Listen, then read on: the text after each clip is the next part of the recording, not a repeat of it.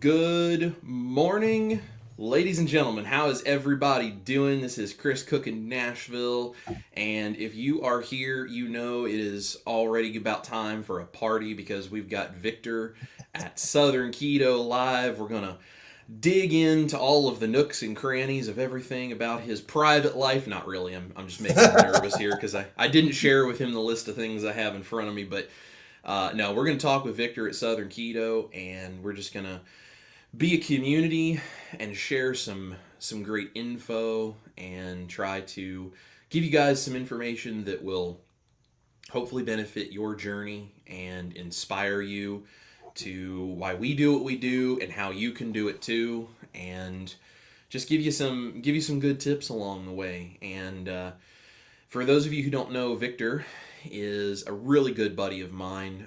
We are brothers in the low carb space, and we just have a lot of respect and love for each other. And we've done some collaborations, and we were sitting here talking before we started the live, and it's tough sometimes when you do this low carb stuff to feel like you can connect with people who really understand, because you're generally not surrounded by so many people who not only are in the low carb sphere, but also run a YouTube channel.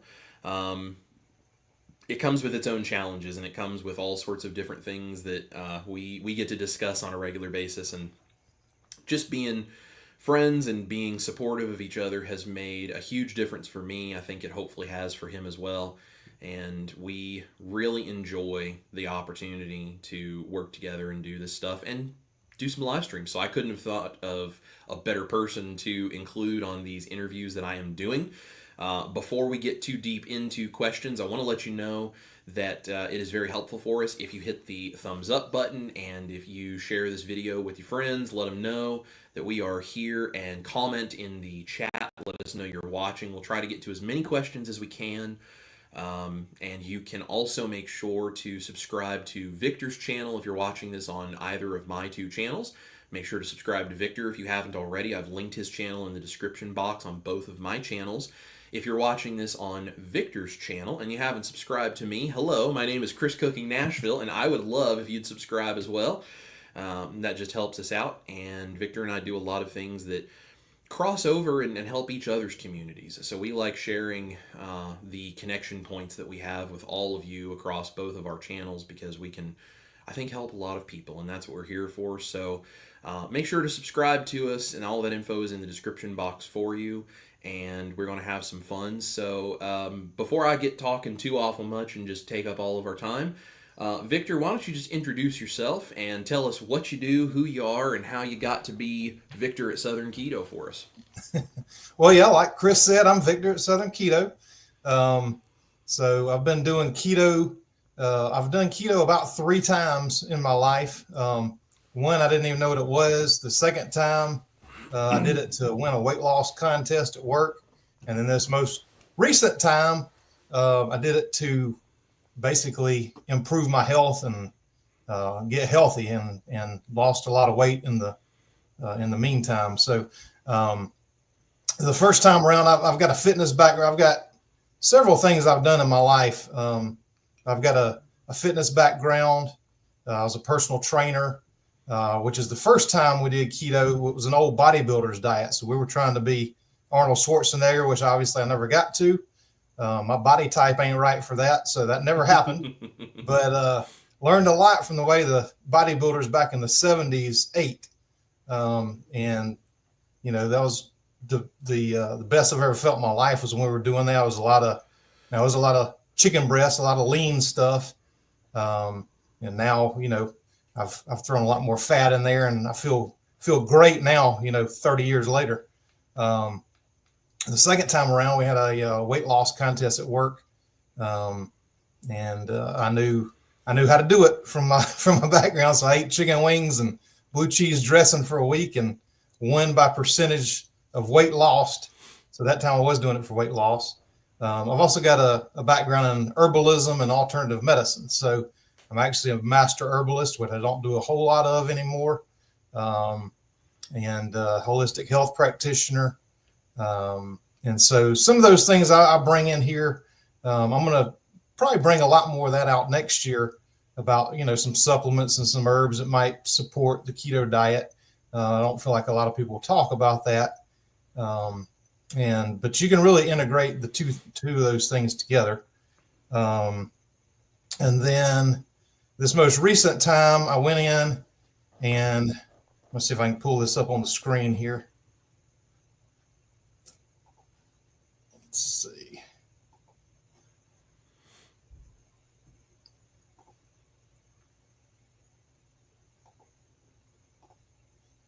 So this was the turning point for me to stick with keto. If you can see here, my blood pressure is 168 over 100. And this was not even at the heaviest weight that I was, which the weight didn't bother me as much as the blood pressure did. I just felt bad. But I was active. I mean, I do pressure washing as a job. And so I was pretty active in doing things like that. And so, I thought I was healthy. Well, the blood pressure shows otherwise. And then the picture on the right is what my blood pressure got down to after doing keto. That was about my second month in to doing keto. And then this, even though I didn't think I had a problem, let's see.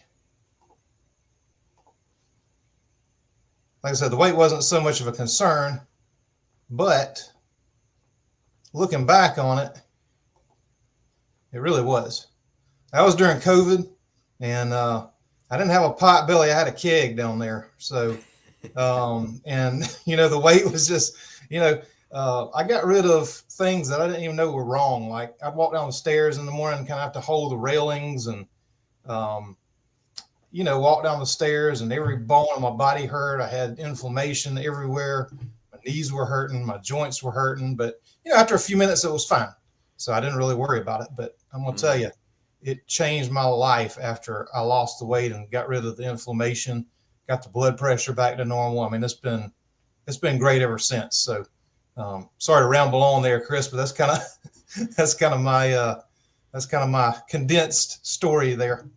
Yeah, no, that's fantastic. I love the the thoroughness, whether it's ramblings or not. I don't know. I think it's great information, and I think it's really cool. And this is one of the things Victor and I have talked about. It's really cool when you can show people where you come from and things that maybe you didn't even realize were wrong until they went away, because that's part of my story as well. Is I've lost a bunch of weight, of course, but for me the weight loss is sort of a secondary thing. That's what got me into doing keto and then eventually going carnivore. But the reason I ended up sticking with carnivore, at least most of the time now, is because there were things wrong with me I didn't even know were wrong with me. And, be it like mental issue, like brain fog and anxiety and depression and all of these things. And I think it's so cool. You see this story over and over and over and over again when you talk to people that are on keto or carnivore diets, and they say, I didn't realize that this was a problem for me, and then suddenly it got better. And then I didn't realize this was a thing, and then suddenly when that went away, I recognized, oh, I'm not supposed to hurt like that every day. And it's really, really cool. So thank you so much for giving us that sort of overview, Victor. I'm curious, what was the moment or a significant experience in your life or whatever it was that kind of made you say, it's time for a change because what I've done is not working, and keto might be the thing? Like, what was the thing that sort of turned the switch, as it were, to give you the desire to try keto that first time? Well, the first time was just the bodybuilding thing. This most recent, I think, is the significant time. Mm-hmm.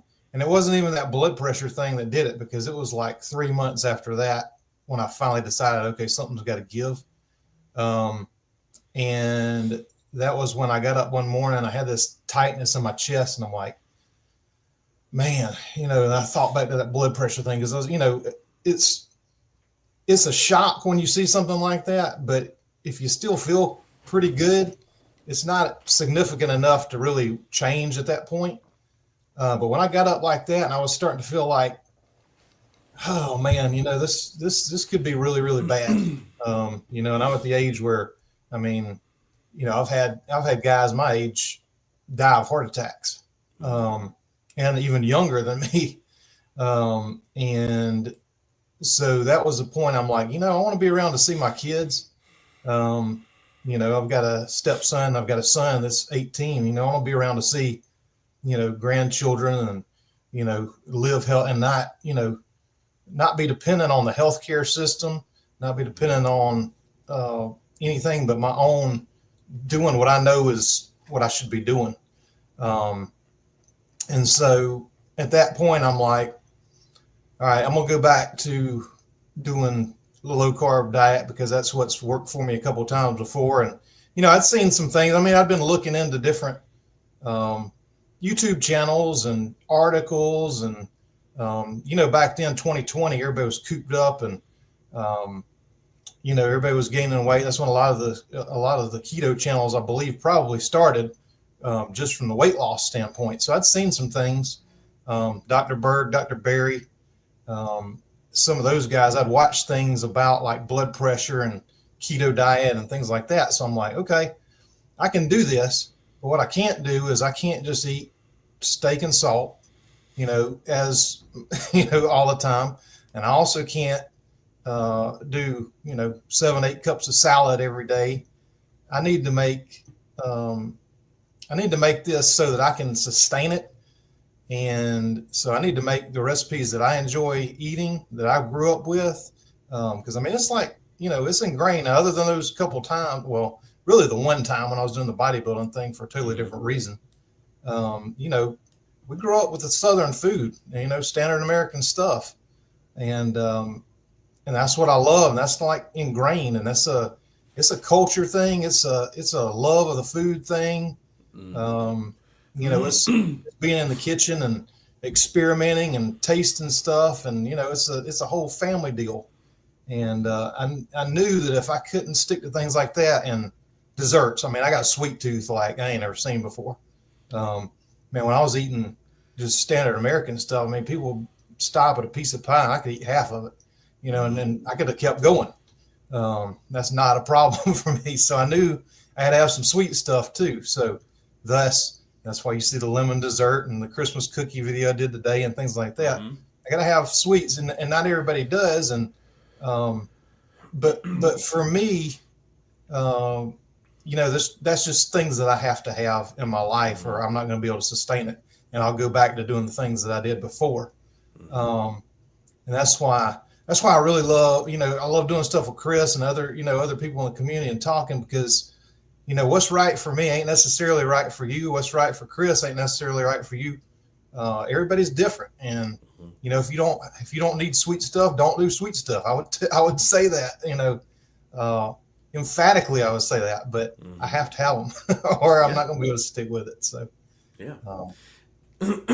Yeah, no, I really totally agree with what you're saying, and I totally understand where you're coming from here. I think, Victor and I talk about this all the time because as a YouTuber, you are exposed to the opinions of the public at large on a regular basis. And one of the things that, both, I'm sure Victor gets his version of this, but I know for me, the version that I get of this is, why would you do something like carnivore mashed potatoes? You don't need that in your life. Just eat steak and you'll be fine. And from a physiological standpoint, I agree with that. You don't need those carnivore mashed potatoes to do a carnivore diet. But I also know that part of my identity as a human being is that I love cooking for people and I love experimenting in the kitchen and have fun.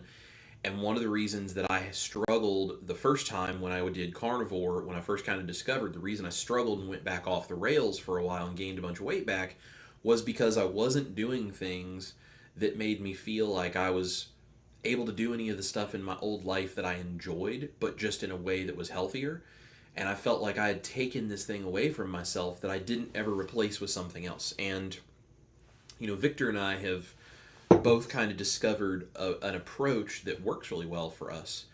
And we put recipes out as tools for other people who may want some of these same things. And, I say this all the time, and I know that Victor is right on board with me here because we've talked about this, but if we could get the whole world to go like 60 to 70% towards keto or carnivore, and they were eating our recipes and they were doing all this kind of stuff because they gave up so much of that other junk that everyone is eating on a regular basis, the world would change its health basically overnight.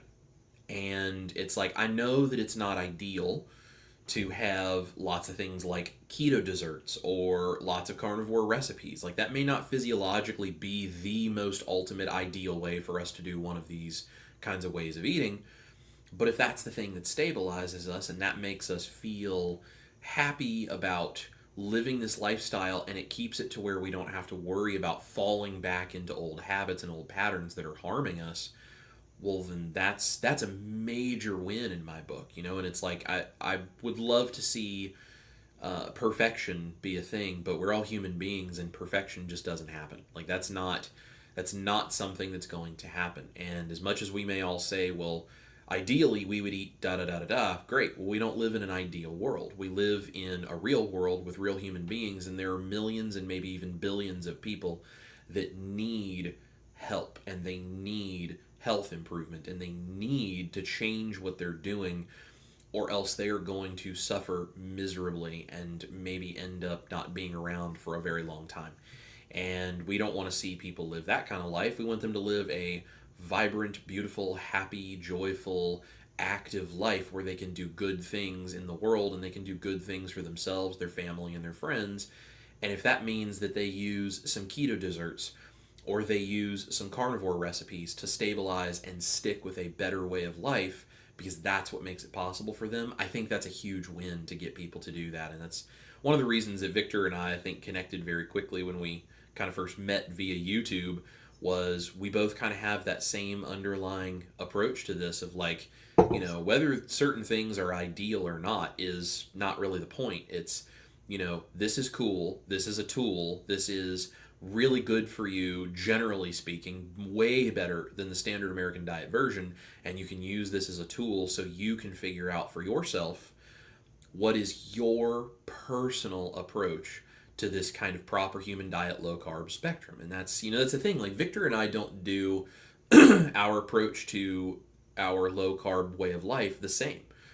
You know, Victor has more desserts than I do, and he has more veggies and, you know, those kinds of things. He does the keto stuff. He does things like almond flour and, you know, stuff like that more regularly than I do. I have those things occasionally for a treat, but I don't do those things on a very regular basis, because for me personally, I don't feel my best when I do. But for him, those things work really well, and he feels really great, and he's in that spot on his spot of the proper human diet spectrum where he feels really great and he's successful.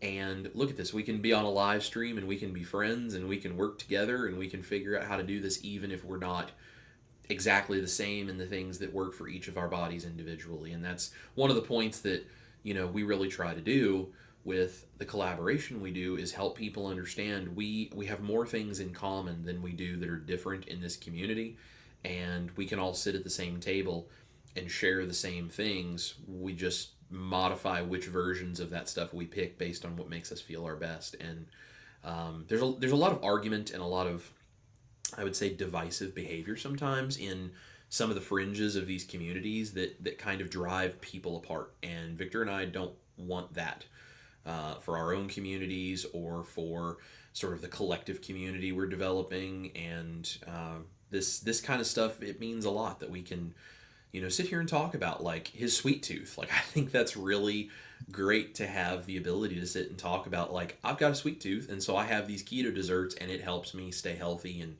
stay on track. And I relate to sitting down and eating half the pie and being ready to go for the rest of it, because that's the way I was in my standard American diet days. And I did things that are just embarrassing now for me to even think about with food, and I don't ever want to be like that. So thank you so much for sharing that, Victor. I think that's really, really cool. Now, I'm curious, as you've been doing this, what it is or has been the biggest challenge for you when it comes to being stable on keto? Because, like, you seem to have it, like, super locked down and totally in control now. What is or was the biggest challenge for you to get there? Well, I'm going to answer that in a second. I did want to touch on one thing you said, though. If you could get 60, 70% of people to lean towards even just low carb, and just getting rid of the processed junk. The other thing that would change is all the big food companies, because if you quit buying the crap, then things will get better. It's like, right. to me, like Splenda is a prime example of that. Like Splenda is 99% maltodextrin, 1% sucralose.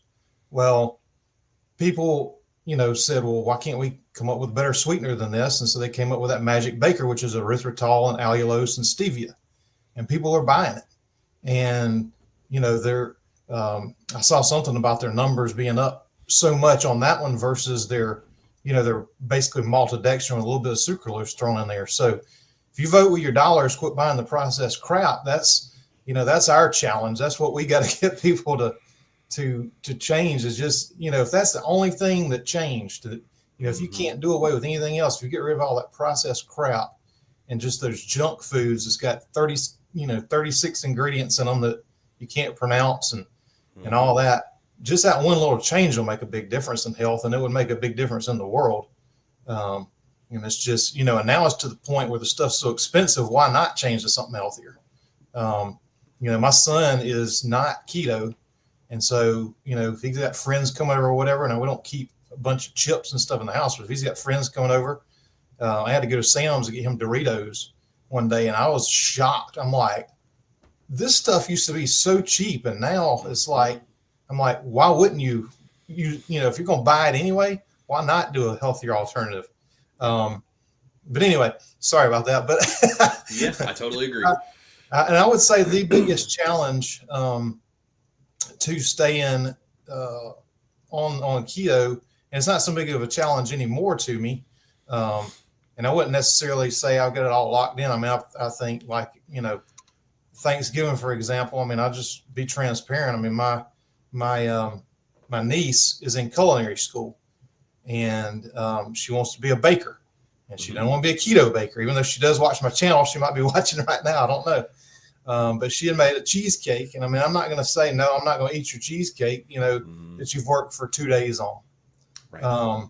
But the thing is, if you do have something like that, the next day you just jump right back on what you were doing. But, things like that, I mean, how many times is she going to spend all that time in the kitchen making something for us to enjoy? So I think once you get to the point of being kind of metabolically flexible, was kind of the old term for it back in the old paleo days and things like that, you're 95%, low carb or whatever. But then if you want to have something occasionally, just stick with the 95%. Don't let that one thing like totally throw you off the rails.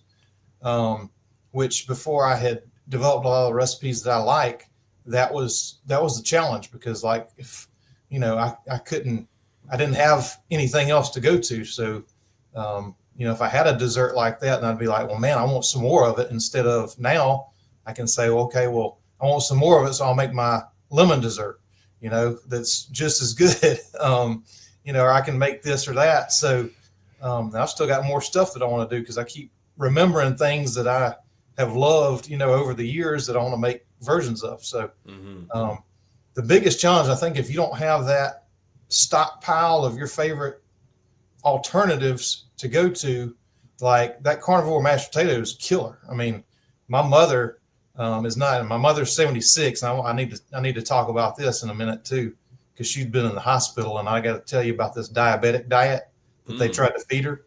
Yeah. And she's not diabetic, but anyway, she came over last Thanksgiving. I made those carnivore mashed potatoes, which is when I decided I had to do a video about that, just to let people know about it if they didn't know about it. And she's like, I can't tell the difference. So I'm like, well, good. Now I don't have to make these potatoes and regular mashed potatoes for you. So good. But I think that's the biggest challenge, is if you don't have good versions of foods that you love, I think it makes it really, really hard. Yeah. Absolutely. Yeah, I would agree with that. And I think that's, you got into doing recipe creation because of things you were missing, your family was missing, you wanting these things to be out there, you started sharing it for other people to enjoy it as well. And I did the same thing, because I was missing the fact that I couldn't go in the kitchen and get creative, because I love doing that anyway. And I was like, you can only cook a steak so many ways.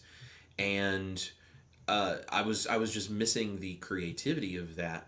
And there's a very popular thing that people in the space who are very, very strict with their diet say, and I'm all for people who are very strict and very like simple with their diet that enjoy that. I think that's awesome. I celebrate the fact that you can do that and you're Yep. healthy and you're happy. I think that's wonderful, and I would never tell you to come back the other way. But to get people to that point can be very difficult. And for some people, I don't know if it'll ever even happen. But truthfully, as long as they're healthy, I don't really think it would matter. I was like, let's just get people as healthy as we can get them. And I started doing things like creating these recipes for things I was missing, or things that would really make me feel like I was creative, things that would be a great tool for other people. That's where the idea for the carnivore mashed potatoes came from. And I think it's really cool when you have these recipes, especially when you've put the work in to try to make them as good as possible, and they're good enough that people who eat a standard American diet enjoy them. Because you're talking about your mom. I remember before my grandfather passed away, he had gotten to a point where, I mean, his diet was just pure trash. Like, it was all sugar, it was all grains. I mean, that's what he loved, and especially being, I mean, he was going on 95, and I think his tastes had really changed near the end of his life, and there were a lot of different factors there. But I mean, he had never, eaten any particular kind of diet. He just ate whatever sounded good, and usually it was sugar. So he ate a lot of junk, and he didn't get a lot of things like protein and animal fats.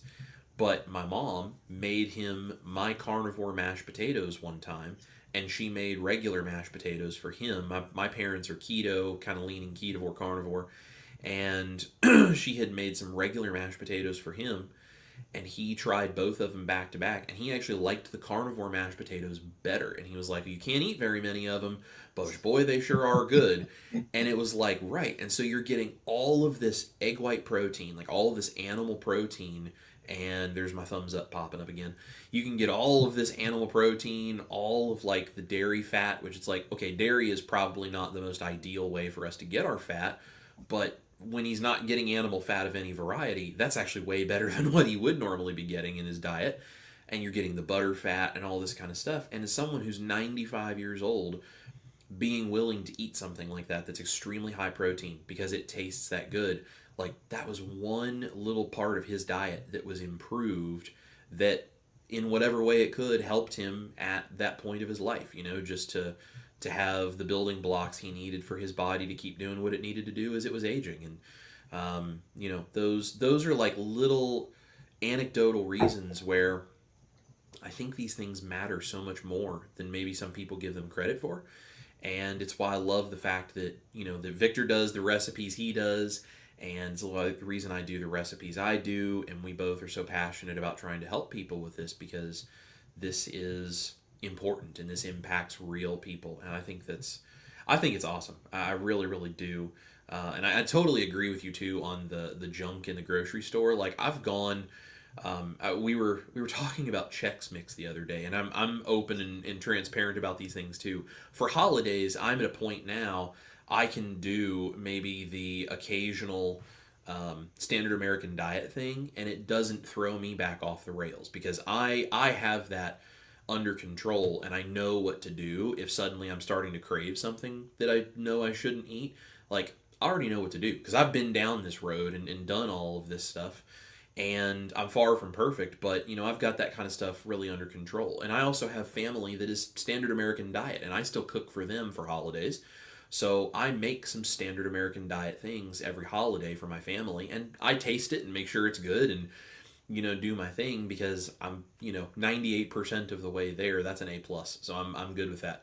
But we were talking about Chex Mix, and Ash and I were walking through the grocery store aisles coming up here for for Christmas, as we're thinking about what we're going to be doing when the family is over. And Chex Mix is a popular tradition for their family, and so I make that every year. And we were looking at it, and you're right, the prices of things like cereal and potato chips and all this kind of stuff, it has all gone through the roof over the last couple of years.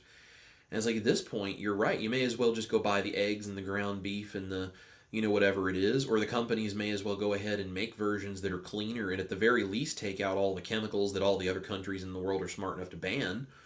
And it's like, I mean, even if it's junk food, at least make it out of the real ingredients and take out the chemical toxic sludge for us. And I totally agree. Voting with your dollars matters. And that's the thing. If you go and you buy eggs and you buy beef and all that, if you sell out the grocery store of all of their eggs and their beef and their pork and their bacon and their chicken and their all of these things, even the fresh produce, sell them out of all of that and leave all the junk in the middle aisles, they'll keep ordering more of that beef and chicken and produce and eggs and all that stuff, and they'll start ordering less of the other stuff. And then when the big food companies realize we're not selling as much of this stuff because people don't want this stuff, they'll start figuring out how to make things that appeal to the people who are smart enough to say, nah, I'm not going to eat that junk because it's harming me.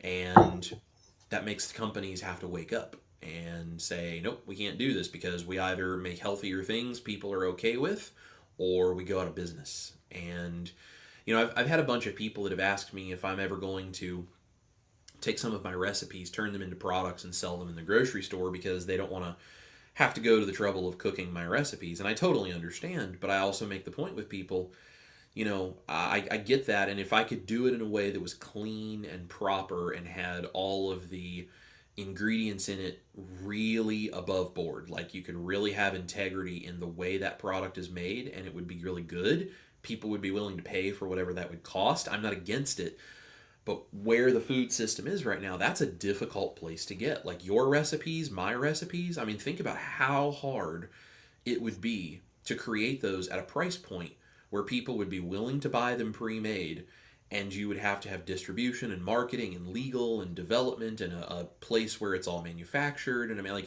like all of that stuff costs money.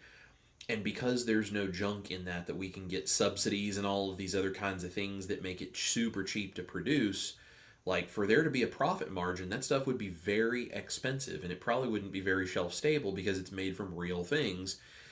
And I've sort of made the point, us looking for convenience foods and us being willing to buy whatever was just take it off the shelf, open the package and eat it, or take it off the shelf, throw it in a microwave and then eat it, and dinner's ready in 5 minutes. That approach and that thinking is kind of what gave the food companies the power to start feeding us pure trash, because we were willing to accept whatever it was and not even read the ingredient label because it was easy. Mm-hmm. And so it's, if you want convenience foods, I understand totally where that comes from because, everyone's busy, myself included. But if you don't prioritize your own health and you just eat what is easy, it gives the power of what you're going to be fed to somebody else who then gets to decide, well, how do I manipulate that ingredient list to make it most profitable and most beneficial for me at the expense of the health of the consumer. And so that's why I love like my recipes. I love Victor's recipes, like other creators that do this. This is why we do this. You can take back your health. You can have control of what's going into your body by creating your own stuff. So I think it's really cool that we have these options, and creators like Victor make a big difference. When I first went keto, there were not as many recipes available online, and the ones that I did see, I didn't really care for them that much. I tried a few of them, and for where we were at the time, they were pretty new, revolutionary ideas, and that's great. But they just didn't hit the button that I wanted them to hit for me personally. And when I started doing carnivore, there were really no carnivore recipes. And then especially as I started leaning into it, what few things were out there, I didn't feel like they hit those points that I was trying to hit. And so I started just creating my own stuff, and I think that's kind of where all of this has come from. And now the keto and carnivore space has come a long way. I think Victor and I have had a small part to play in that, and I think there's other creators that have also contributed a lot of things to that. And so it's cool that we can kind of move this whole thing forward as a community and come up with great ideas. There's a lot of things that I missed when I went carnivore, and I'm just trying to figure out how I recreate those things in a way that's good for me, because I think other people probably feel the same and miss things and wish there were things that they could have. I'm curious, Victor, do you have any like food-related experiences or recipes or anything that you miss or that you wish there was a low-carb option for? Um, well, there's a lot of things that I keep, trying to make, and things that I keep thinking about um, making, coming up. One of the things was the Christmas cookies. I didn't really do any of those, and that was something that we really always had. I mean, Mm-hmm. um, my mother didn't really cook. My grandmother was awesome, Nana. I made a couple of her recipes, keto versions of those, actually a Mm-hmm. bunch of them. But she would always cook. I mean, she'd always have the cookies baked and all those things. And so I was thinking about that this year. I'm like, man, I really kind of miss that.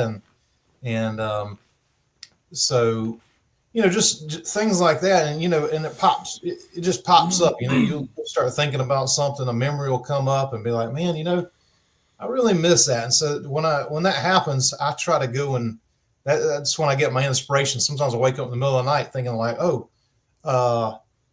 Christmas cookie, Mm-hmm. and I'll write it down because if not, I'll forget it by the morning.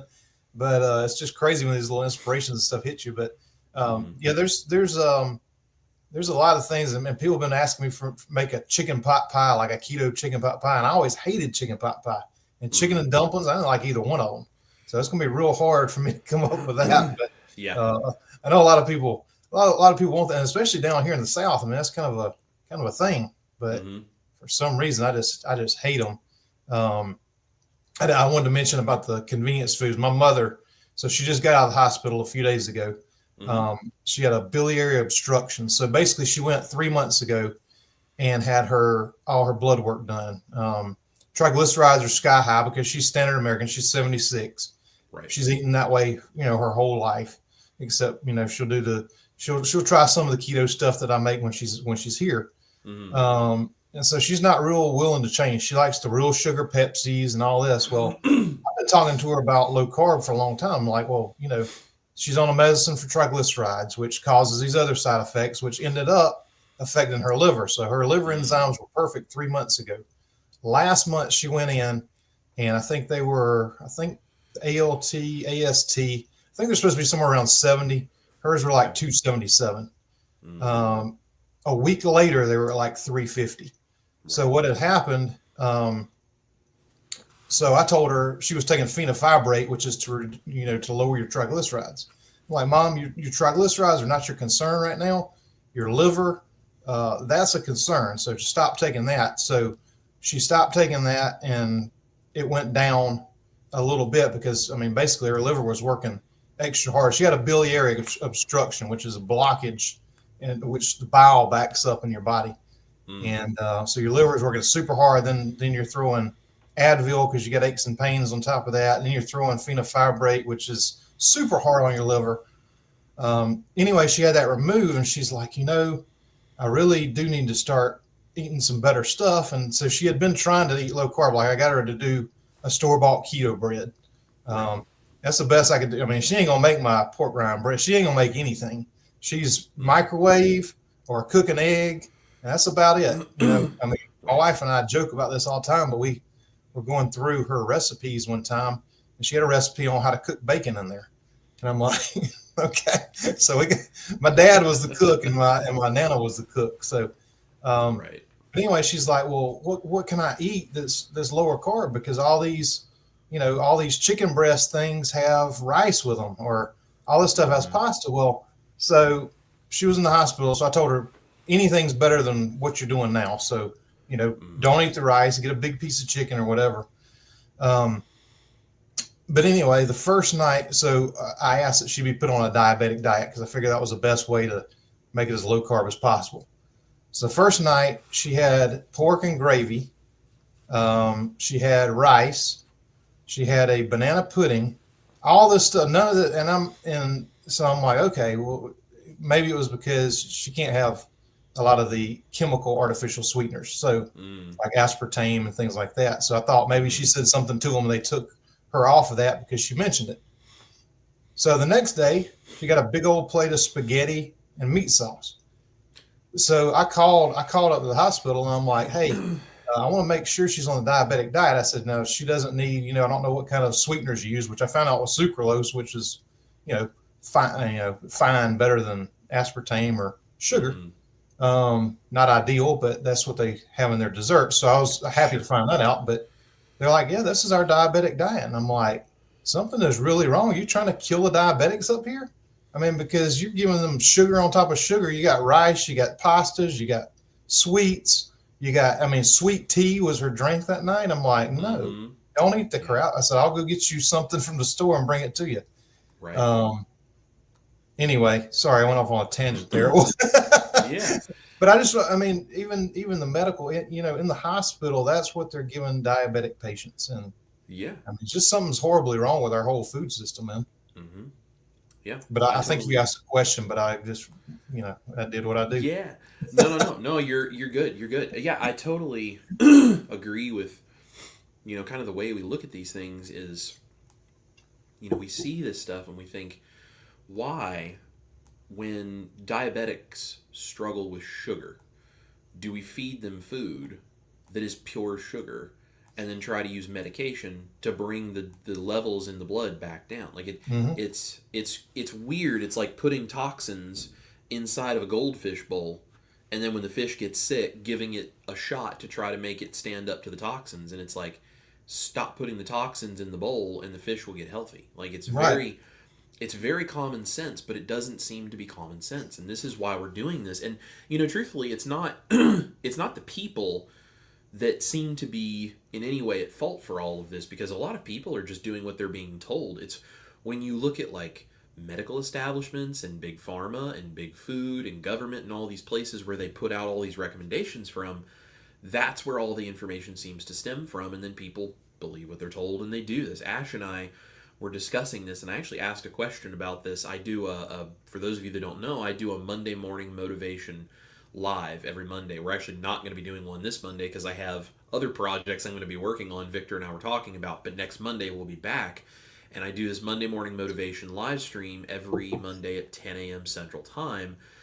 And one of the things that I was talking about this past Monday is I asked the community what they thought of an idea that I had, and this is something I'm toying with the idea of doing coming up in the new year. I want to get something like a keto mojo, or something like this. I can track my blood sugar and my ketones and all this kind of stuff. And because I'm at a point where I do have the control over my diet the way that I do, and there are occasions where they're rare, but I do rarely have some standard American diet foods as, part of a holiday or something like that. And I occasionally then also have keto things that I incorporate in. So I'm mostly carnivore, sometimes keto, and very rarely, but on occasion, I eat a few standard American diet things. Because of that, I have this information that I already know what happens to me. And so I have this idea where essentially I would go out and I would find something that we are told is healthy, or we are thinking is fairly keto, or whatever. This stemmed from a video I saw where another creator in the space went to a Chinese buffet. I don't know if it was like with coworkers or friends or whatever. For some reason he was there, and he tried to eat the most keto things he could find. And so he had like beef and broccoli, chicken and broccoli, these kinds of things. And he had a normal size portion, not like binging on it, whatever, like a normal size portion of this. And he retained 7 pounds of fluid by the next day. And he was like, I gained 7 pounds eating this Chinese food. And the thing that really was heartbreaking is he says this, and then he starts he has a breakdown. Like, he starts to cry. Like, he has to walk off camera because he feels like such a failure. Like, what am I doing wrong? Why can I not figure this out? Like, what's going on? And I realized, and it's not just him, there's lots of people that are this way. People don't know how that Chinese food at a buffet is made. A lot of people don't know that the way that food is usually made, the texture that it is, like the chicken and the beef and things like chicken and broccoli or beef and broccoli, they don't know that you make a seed oil and cornstarch slurry, and you incorporate baking soda, and you toss that meat in that slurry, and you let it sit and marinate in that seed oil and starch slurry. The baking soda is fine. That's a mineral, and that helps tenderize it. But they create this slurry that goes on the outside of that. So then when they saute it, it gets that kind of coating on the outside. It's called velveting meat. And then when they make the sauce that goes on that is going to be super cheap soy sauce based, which is going to be filled with MSG and who knows what else. And they're going to thicken that sauce also with cornstarch. And usually they're adding sugar into something like that as well, because they're going to create that slight sweetness in there that makes it more addictive, which because keeps people coming back to the buffet. And so like he didn't eat any of the rice, but he still ended up having all these issues. And I realized so many of us don't even know when we look at a food like that and we think, well, that looks keto, or that looks like it might even be even close to carnivore. A lot of times we don't even know what's in it because we're told, oh, this is better for you. And then there's no information about how it's made, what the ingredients list is, what preservatives and chemicals are used, what about MSG, like any of this stuff. Finding this information is so difficult. And so many people who are trying to use the best information they have, they try to go out and eat as keto or as carnivore as they can, and they find themselves in situations where they're just trying to do the best they can, and then they eat stuff and it completely throws them off track and they have no idea why. And so it's just noise, it's just confusion constantly. So we're talking about doing this thing where essentially I would take Keto Mojo and I would go out and I would have one of these things we're told is healthier, like a standard American diet meal. Just one meal, and it would be just a normal sized portion. And I will show people, this is what it does to my blood sugar. This is what happens to my ketones. For the next 2 or 3 days, Ash is going to take clips of me telling you how I feel, what I'm experiencing, what is going through this whole process actually like for someone who is eating keto and carnivore most of the time, because I can tell you exactly what happens every time I have something that is standard American diet, or even if I go keto but maybe it was leaning a little too high on the carb count for me. I can tell you exactly what happens in my body because I can feel it within 20 minutes of eating it. I can feel my blood sugar go up. I can feel my insulin rise. I can feel the aches in my joints the next day or next 2 or 3 days. All of these things, I can see these effects. And so we're talking about doing a series where I would do a video where I show you what happens to me when I eat something that is not on plan. Then I would show you, okay, now I'm going to go home and within a few days, whatever, and this would be like, another week's video. I would do this where I'm going to show you, here's the ingredients that go into even just the clean version of this I used to make at home on a standard American diet. It's going to be even worse when you buy it in the processed, preserved version you get out at a restaurant where it came out of a bag. But even doing the clean, healthy version of it at home, here's what's going into this and all of these ingredients that are causing the problems for you. And then here's my keto or my carnivore alternative to this thing that I just ate, because I think there's so many people that do this to themselves 2-3 times a day, plus snacks in between, and they have no idea that they're doing this to themselves because they think they're doing what's healthy. Because when you're in the hospital, what are they feeding you on a diabetic diet?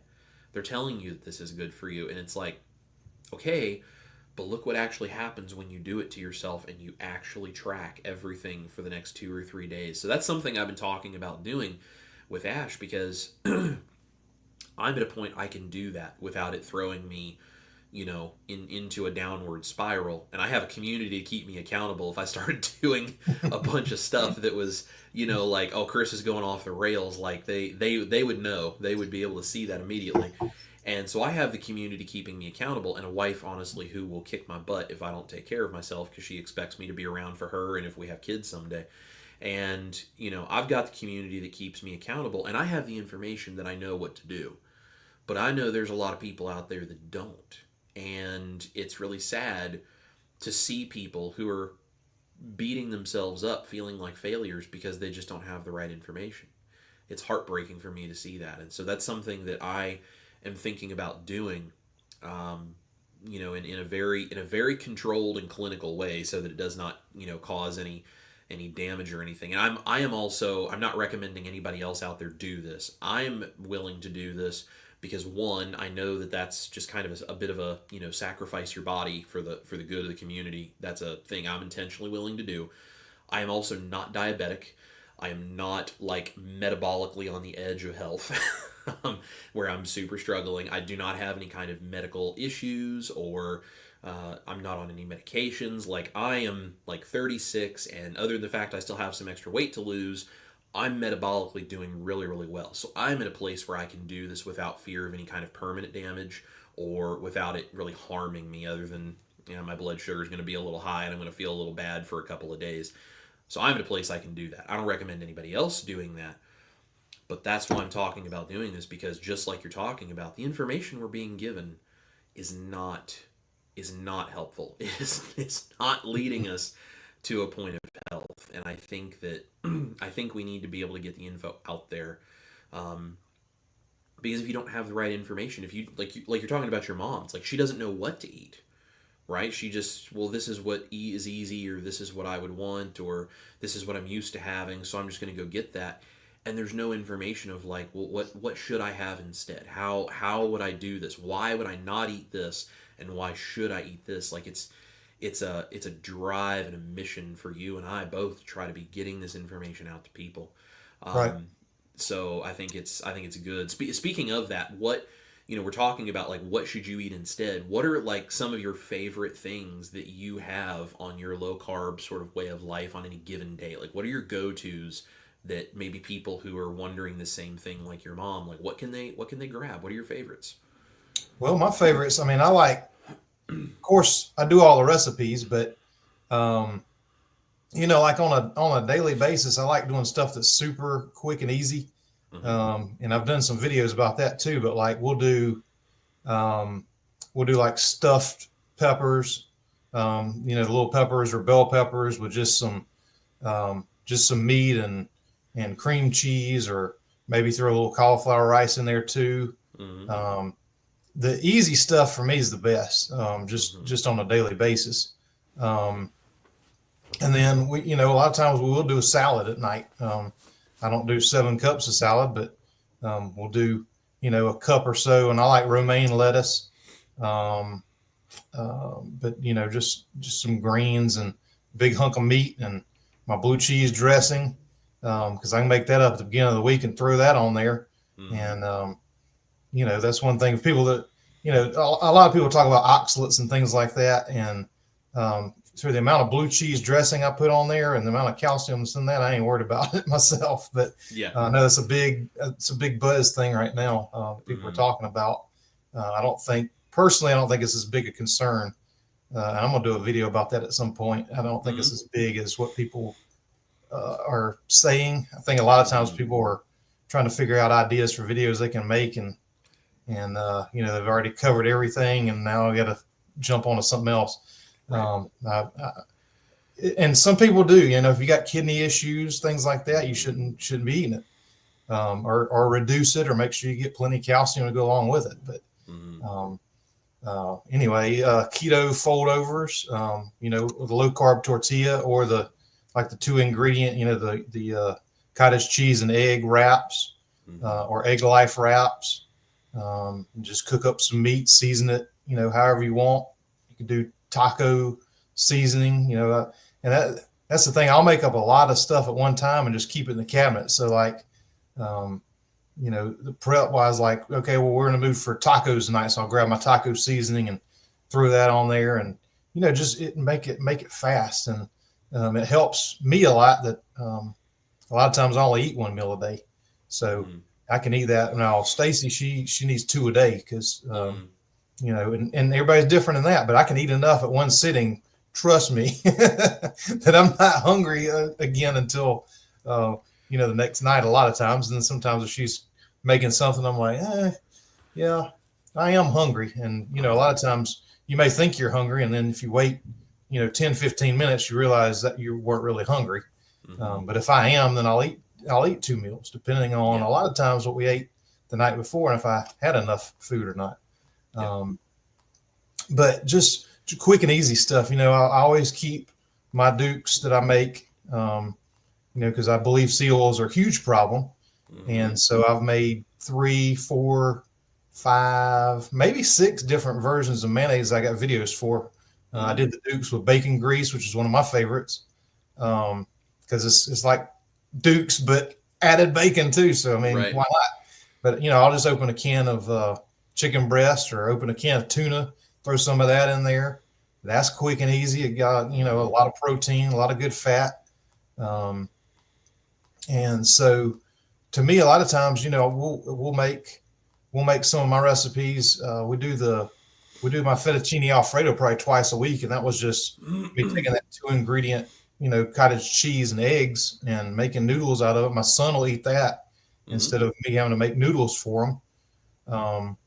And so things like that. We'll do that once a week. We usually make one of the pizzas once a week. But for daily, I just like the quick and easy stuff. I've been doing some keto chow too, especially this time of year because as busy as we are, and today Stacy's at the show by herself, so I actually had a day where I could sit and do this. Chris had asked me to do this probably, I don't know, like 3 months ago, so I had it on my calendar. So I'm like, you got to do this show by yourself today because I got I'm pretty committed to do this. So I get a day to kind of relax and get some stuff done around here. But going to do shows and working all the time, that keto chow has been like saving grace for us. She likes the pistachio. She's a huge pistachio fan, so I've been doing the pistachio for her. I had a stockpile of that. For me, the donut one or some of the newer ones, and because I can make it, throw it in the fridge for the next day, and just we can go with a little cooler with stuff like that. Some cheese sticks, some beef jerky, stuff like that, just to have something to eat. Because you can't eat a full meal at these shows. I don't know if you've ever been to a huge craft show or not, but your booth is constantly packed. And so you might get a sip of keto chow and then you got to put it back, but you don't have time to go and, grab a few burger patties or whatever and eat it. You gotta be quick, and you gotta be, so that's helped too. So, to me, just to stick with it, the quicker and easier it is, but gotta make it taste good, or it's hard to stick with. Right. Yeah, that makes total sense. I think I'm sort of right there with you on all of that. It's like when you are trying to get into this, I think a lot of people probably see you doing recipes, they see me doing recipes on YouTube, and from the outside, you may think Victor and I are eating these recipes like 3 times a day, every single day, and it's like, how do you have all the time to do all of this? It's like, no. Victor's doing the quick and easy versions of recipes probably most nights, and I'm doing things like beef patties and eggs and steak in a skillet, and like really simple stuff. And that's what I do 3-4 nights a week. Other than my Tuesday night live streams that I do where I'm cooking, and then whatever I'm doing for my Saturday recipe video every week, most of the time everything else is pretty simple. The only times that I do something more than that's maybe a complicated recipe is if I'm experimenting and I'm trying to come up with the thing that I need for the next recipe video. And other than that, it's like it's beef patties, it's salmon, it's chicken, it's game hens, it's leftover turkey made into turkey salad. It's like all of these different kinds of things. I keep them really simple and quick too. So I totally agree with Victor on this, that it's like especially if you're trying to make this sustainable and maintain this way of life, don't stress yourself out trying to cook recipes on a regular every single night basis, or especially if you're doing it like 3 times a day. Like keep it simple and make your favorite, whatever your favorite keto and carnivore things are that are easy and you can do quickly. Make those regularly, and then use the recipes as a way to play around for special things. For I've got a day off, I'm going to take some time and have some fun in the kitchen. Like however it is you want to do it, I think that's a really good time to use those things. So yeah, and like I made a green bean casserole for Thanksgiving, so that's something that you make a big amount of it, and all you do is take a spoonful of it and throw it in the microwave, as a side for something. So yeah, we do that a lot too. Got a lot of recipes like that. That sweet potato casserole that I made, that lasted us for about a week, just having a spoonful of that, or a little more every night, just throwing it in the microwave. So, making big portions, I think, helps too. Yeah, absolutely. And that's one of the things that, I try to do with stuff that we're doing. Like I'll meal prep. I bought I think it was about a 10-pound sirloin roast, like a primal cut of sirloin the other Oh day, yeah. and spent 30 minutes or so cutting that into these great big sirloin steaks, and then plus the little sirloin strips that come off of the top of the sirloin, Mm. and trimmed up all the fat, and then that fat goes into a bag in the freezer. And I bought two London broils that were on manager special, and that's lean and honestly kind of dry meat no matter how you cook it usually. So I took that, since it was on manager special, I cubed that all up, and those are both in the freezer. And so I'll take the London broil and that fat trimming from that big sirloin roast that I'm not going to sit and eat, and all of that's going to get ground together into a fatty ground beef mixture, and that'll get turned into burger patties that then go in the freezer. And it's like these are the things that you kind of learn along the way of, like, okay, here's how I can make this easy. I can make a large amount of this. I can meal prep this and have it ready. I can these different kinds of things. It makes a big difference. So Yeah. makes, Hey, let makes me a lot ask of you sense. something real quick. Yeah. Do you ever throw any liver in your beef patties? So I don't throw liver in the beef patties, and the only reason I don't is because Ash absolutely hates organ meat, and just cannot. She just can't do it. And I have wanted to try putting it in the ground beef and see if she can even taste it in there. But my concern is, if I throw it in the ground beef and I make it and then she can taste it, then it's going to be like, nah, I'm not eating that. I love liver. I enjoy the liver, so I tend to just eat it by itself. When I feel Yep. like I need some liver from time to time, when it sounds good to me, I eat it. If it doesn't, I don't worry about it personally. She just doesn't do the organ meats, but I would love to try grinding it in sometime, see how it tastes, and then see if she could actually eat it that way. Because I'd love for her to have it in her diet. But the only way I've ever found that she's eaten it, that she liked it, was when I put a small amount of it in my carnivore slash ketovore version of Cajun dirty rice that I did on my Cajun Mm. carnivore recipe videos. That's the only time she's ever had liver in something she didn't know it was there.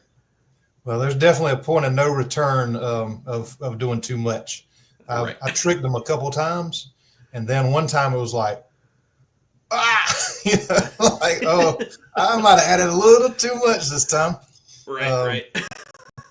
So yeah, there's a tipping point there. Yeah.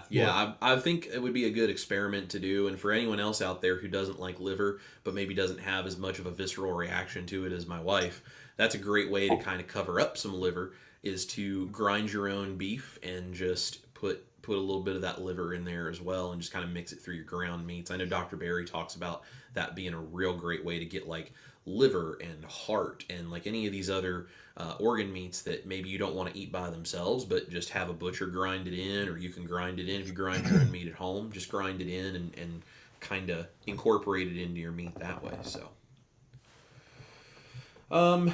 So I'm curious, because you and I have talked a lot about this, but I think this is interesting to always get people's perspectives on. What do you think? What do you find are sort of the biggest misconceptions people have about like keto or carnivore? If they find out you do this, like, what are the reactions I'm talking about, where people are like, "That's crazy." Like, what are the misconceptions for anyone who's maybe watching this that might be considering this? What are the biggest misconceptions you see from people about this lifestyle? I mean, I guess the biggest one for me is that it's just boring and you have to eat the same stuff all the time. Mm-hmm. And that's kind of what both of us try to do with with our channels and the recipes we make and everything. Is it does not have to be boring. Matter of fact, I was reading an article. I don't watch the news. I watch the news about every 4 years just to kind of see what's going on. Mm-hmm. And a lot of that comes a lot from my kind of alternative medicine background. There's so many things that go on when all you see is bad news over and over and over, and you have to watch the news at 11 right before you go to bed. Just the things that happen. It's just good to take a break from it. The news I do enjoy is I'll look up keto and click the news tab and just see what the new articles are saying. Mm-hmm. And there was one, matter of fact, I've got it.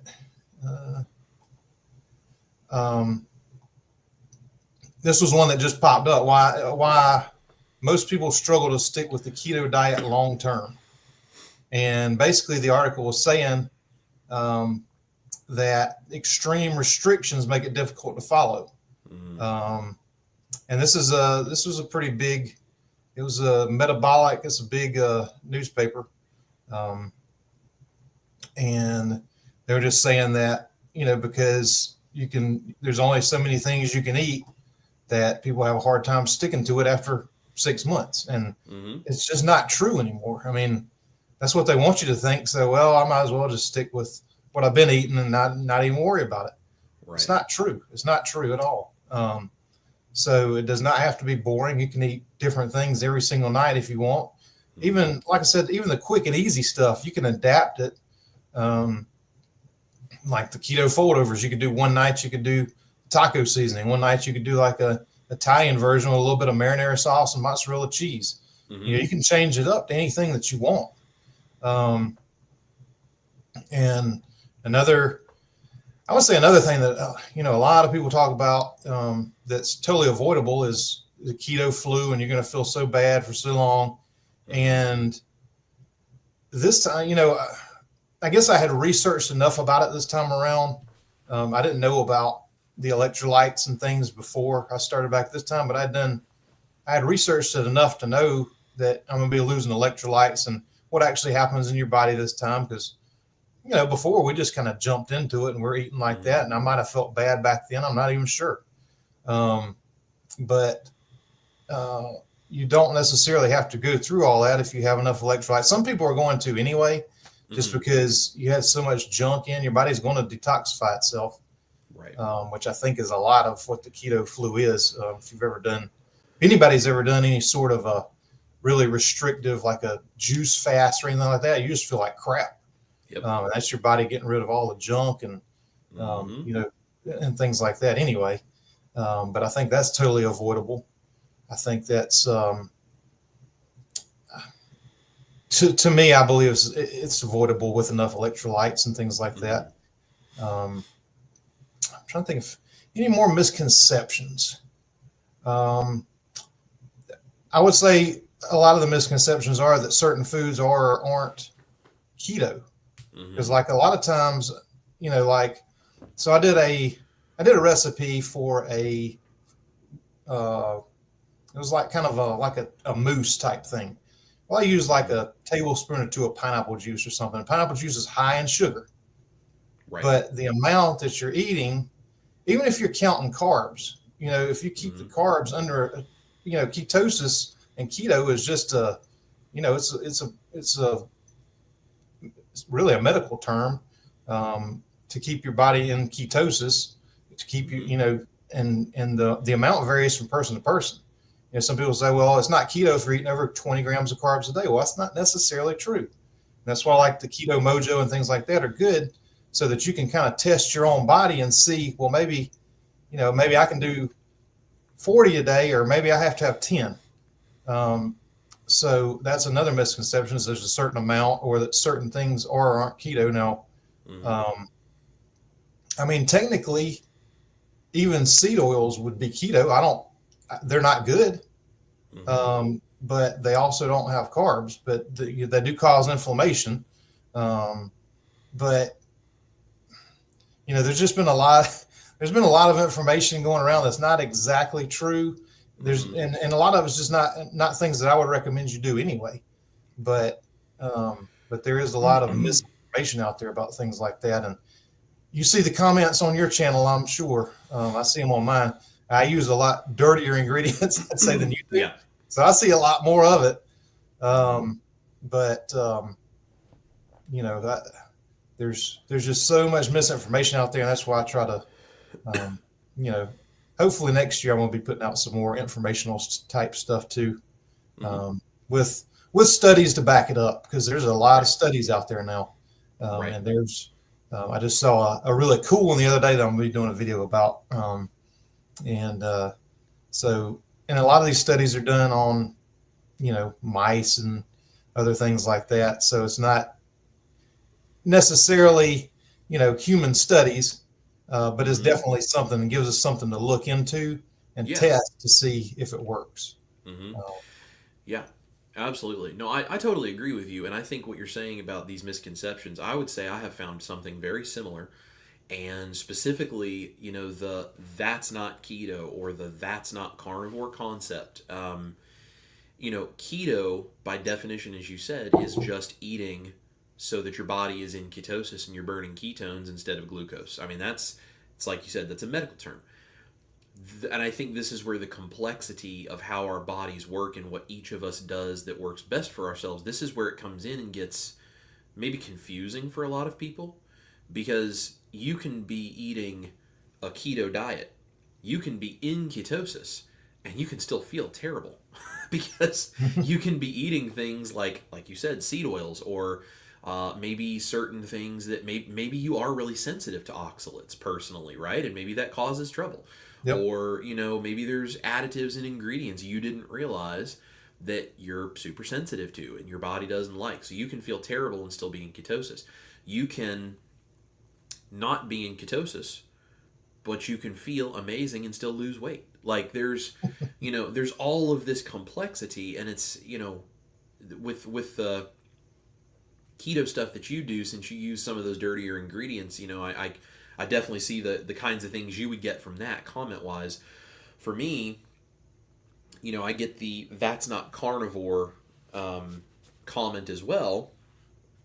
And it's usually based around carnivore is supposed to be simple, and it's meat and it's eggs and, animal fats, and that's it. And I'm like, well, carnivore, if you want to go with a scientific definition of what a carnivore is, a carnivore eats, I think it's like 85% animal flesh. It's something like that. It's some percentage that is not 100%, and that's how scientists define a carnivore as an animal. And so the carnivore diet is based off of that concept of being a carnivore, right? A carnivorous animal that eats a certain percentage. And so it's like as a dietary definition, the generally kind of accepted thing that's out there. There is no hard black and white definition, but the generally accepted thing is that everything you eat is animal in origin. And so it's, it's meat, it's fish, it's eggs, it's dairy if you can tolerate it, and then whether or not you include things like spices and herbs and that kind of stuff, well, that's up to you individually, and you kind of customize it from there. And the misconception that you're talking about here of like, oh, that's not keto, well, that's not carnivore. I mean, well, it is. It just depends on does it work for you, and that's why I love the work you and I do. And also, we've done one keto crusade already. We're getting ready to do another one where it's you and I and Dustin from Keto Simple. And it's like we're trying to do this, like bringing communities together, and it's like let's understand each other and let's all find what works for each of us individually and work together to do it. I think that's why that's so important, because that's not keto, that's not carnivore. I mean, words and definitions do mean things, absolutely, and we need to keep the integrity of what those things mean. But as far as how do you define where on that spectrum you sit and what is or isn't okay for you, and when it is or is not okay by a certain person's definition to call something one thing or another, there's not really one singular authority on this kind of stuff. And we're all, as a community, we're working together to figure this out and just give options and that kind of stuff. So I think what you're saying, that makes total sense to me. And I think this kind of leads me into something I really was interested in asking you. And I think I kind of know what this is just because we are friends and we know each other's intentions since we talk about this with our channels. But I think everyone else might find this interesting for you to discuss. What do you think is your purpose or your calling now in kind of the keto carnivore world, like as a YouTuber and having the size of channel you do and all these people who are listening to you and looking to you for information and recipes? What's kind of your purpose and your calling now in this space? I mean, that's a great question. I was just actually thinking about this, and I was talking to a friend of mine the other day about this thing. And as you know, if you don't do YouTube and you don't put in the work, and I mean, nobody really understands. People see the fun part of it in the 12, 15-minute video, but not the hours and hours and hours and that goes into it, and the recipe development and cooking and having your wife taste stuff and she's like, oh no, something's off here, and and the son that's not keto, like, no, so I got to go back to the drawing board. People don't see things like that. But I think what my purpose is now is to help people that have to, just like me, that really do not want to give up your favorite foods, but want to be healthier and either do keto or low carb using just clean, whole ingredients. And I think that a lot of times my foods can be like a transition. Like if somebody was wanting to go completely carnivore or like completely lion diet, I think it's easier if you kind of transition, maybe using some of my recipes, to kind of get to that point. Like maybe, well, I've been eating tons of desserts and stuff. Okay, well, maybe make one of my desserts instead, make one of my meals instead. And then after you're, maybe, okay, well, I don't have a sweet tooth anymore. I'm not really craving that kind of stuff anymore. So maybe dump that and then move one more step down the line. So I kind of feel like my role now and my purpose is just to keep making recipes like this, to be like the gateway drug to carnivore, or even just staying here. You know what I mean?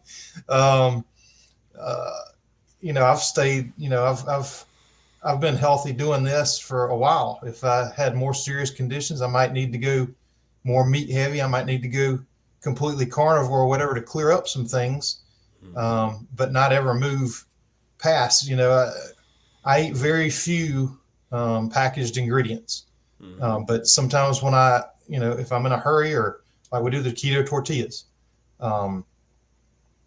it's just convenient to have sometimes, and it's, to me, it's not the healthiest option. I mean, obviously, if I had time to make my own keto tortillas, then I'm going to do it. But just having the option and the ability to make stuff that's a whole lot healthier than the standard American crap, I just think would do that. But I feel like my purpose is just to help people that want to eat the foods they've always enjoyed, have the sweets they've always enjoyed, and things like that, just stay much healthier than standard American. So yeah, I totally agree, because that's the thing that I see you doing that is so helpful to so many people. I think that's so cool.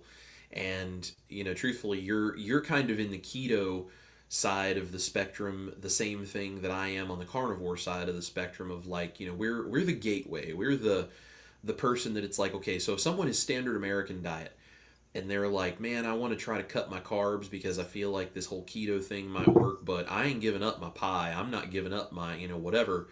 Like, I think there's a lot of judgment that tends to come from people already in the keto and carnivore world towards someone who's thinking that way, right? Where it's like, well, you just need to let go and you need to get over it. And it's like, I mean, what you're saying is founded in a good principle of like, you need to cut that stuff out of your diet. And, it does take sort of a self-discipline and an effort to do this sometimes, right? Like that's you have to make the choice and you have to do the work to do it.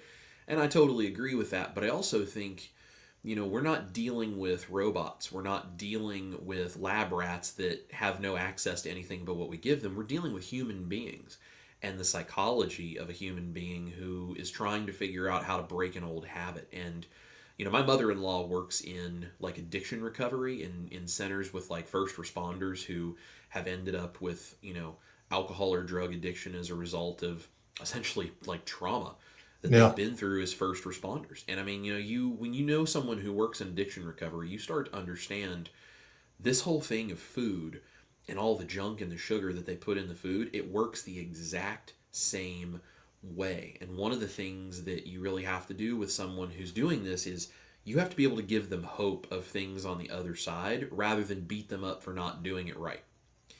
And it's something that's really important with what I do, and I see it with what you do as well. And this is, one of the things we're very similar in, giving people the tools to give them the hope that you can do this and not be defined by the things that you are having a hard time letting go of, or the things you don't want to have to give up because, they mean something to you other than just maybe the sugar that's in it. Like, yeah, the sugar and the chemicals, those are physiological issues that are addictive and they harm your body. But what about the social and the cultural implications of these foods and the things you do as a family? Like, it's hard enough to give up the physical, chemical attachment that your brain has to this stuff. What happens when you then take away all of the things that mean something to you and your psychology and your cultural things, your soul, right? And I mean, you doing the recipes you do, like, you're called Southern Keto for a reason. You're taking these like southern culture and the country foods and the home cooked foods and all that kind of stuff that go along with that southern culture. I mean, you live right in the midst of all of that. And I know you've said before, the people that are around you, it's like they don't have a lot of money all the time, and they don't have, this cultural desire to go, change their diet to this wildly radical thing. Like, they grew up with these comfort foods and these homemade things. And if I can give them tools that they can still feel like they have that kind of southern food, home cooked culture, but they can do it in a healthier way, that's one step towards them improving their lives. And then they can keep going further and further and further until they find out where their ultimate health exists. And Absolutely. I try to do the same thing with my carnivore recipes, and I think it's really cool. I appreciate so much what you're doing in the space, and I see the people in your comments section, and I'm watching your videos and I see your comments, and of course I'm part of your Facebook group as well, and I see the things in there, and I have a bunch of people in my community that said they found you because we were collaborating, and they're like super dedicated followers of your channel now too, and they love the work you do and stuff. So I mean, I see the impact you make on people. And I think it's something to be really proud of, that you're doing these things. And it's one of the reasons I love supporting everything that you do the way that I do. It's really, really cool. So we both spend a lot of time being YouTubers, but when you're not a YouTuber or you're not in these low carb live streams, what else is it you like to do? I know you said you got a break from the shows with your wife. That's one of the things you do. What all do you guys do, and what do you like to do for fun and work and everything? Well, my favorite thing is camping and just getting away, even though I don't get away from my phone, because I always got comments to respond to, because I enjoy doing that. I mean, I get a lot of questions. I get a lot of, I don't really get a lot of, I got a lot of haters there for a while, which I don't really have as much of, because I think they know I'm going to respond to them. Because normally when I do, they just go away anyway. I never hear from them again. Like, I'll ask them a question, they just kind of go away. But anyway, camping is just fun for us. We love getting away, being outdoors. I play guitar, not as good as you do, but I used to be a singer in a rock and roll band, like in high school and into college, and so I enjoy playing and singing, and then football. Sometimes when I have a chance, I haven't really watched a full game this year. But I enjoy watching football, and but I really do love cooking. So that's a lot of fun for me. But then when I'm not doing that, or doing the YouTube thing, or I got a pressure washing business, so I do that. And but yeah, those are kind of my relaxation things. I love to read. I don't read fiction stuff. I read a lot of nonfiction. You can probably see, wrong way. See, that's about I don't know, a tenth of my collection. So I like to read when I can.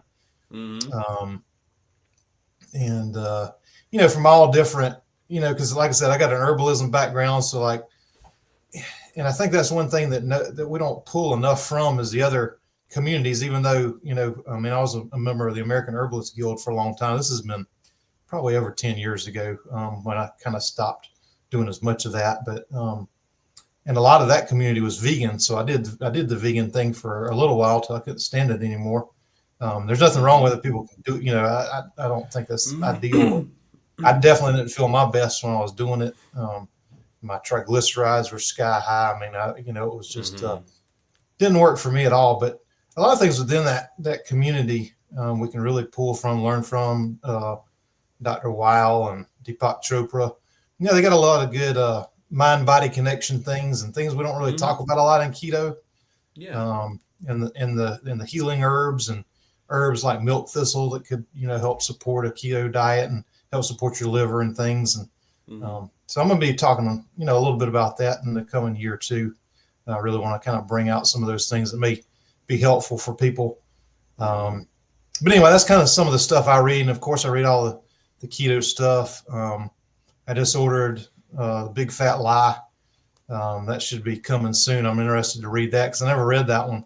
And so she's going to be on the new council that's hopefully going to, totally change our dietary guidelines and at least bring awareness to some of the things that,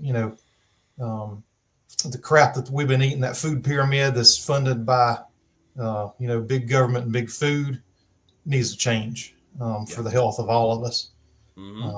So things like that I enjoy reading. I love doing the research on stuff like that. So, I'd say a lot of that's just fun for me. That's stuff I like to do. And it kind of does have to do with YouTube too. So, Yeah.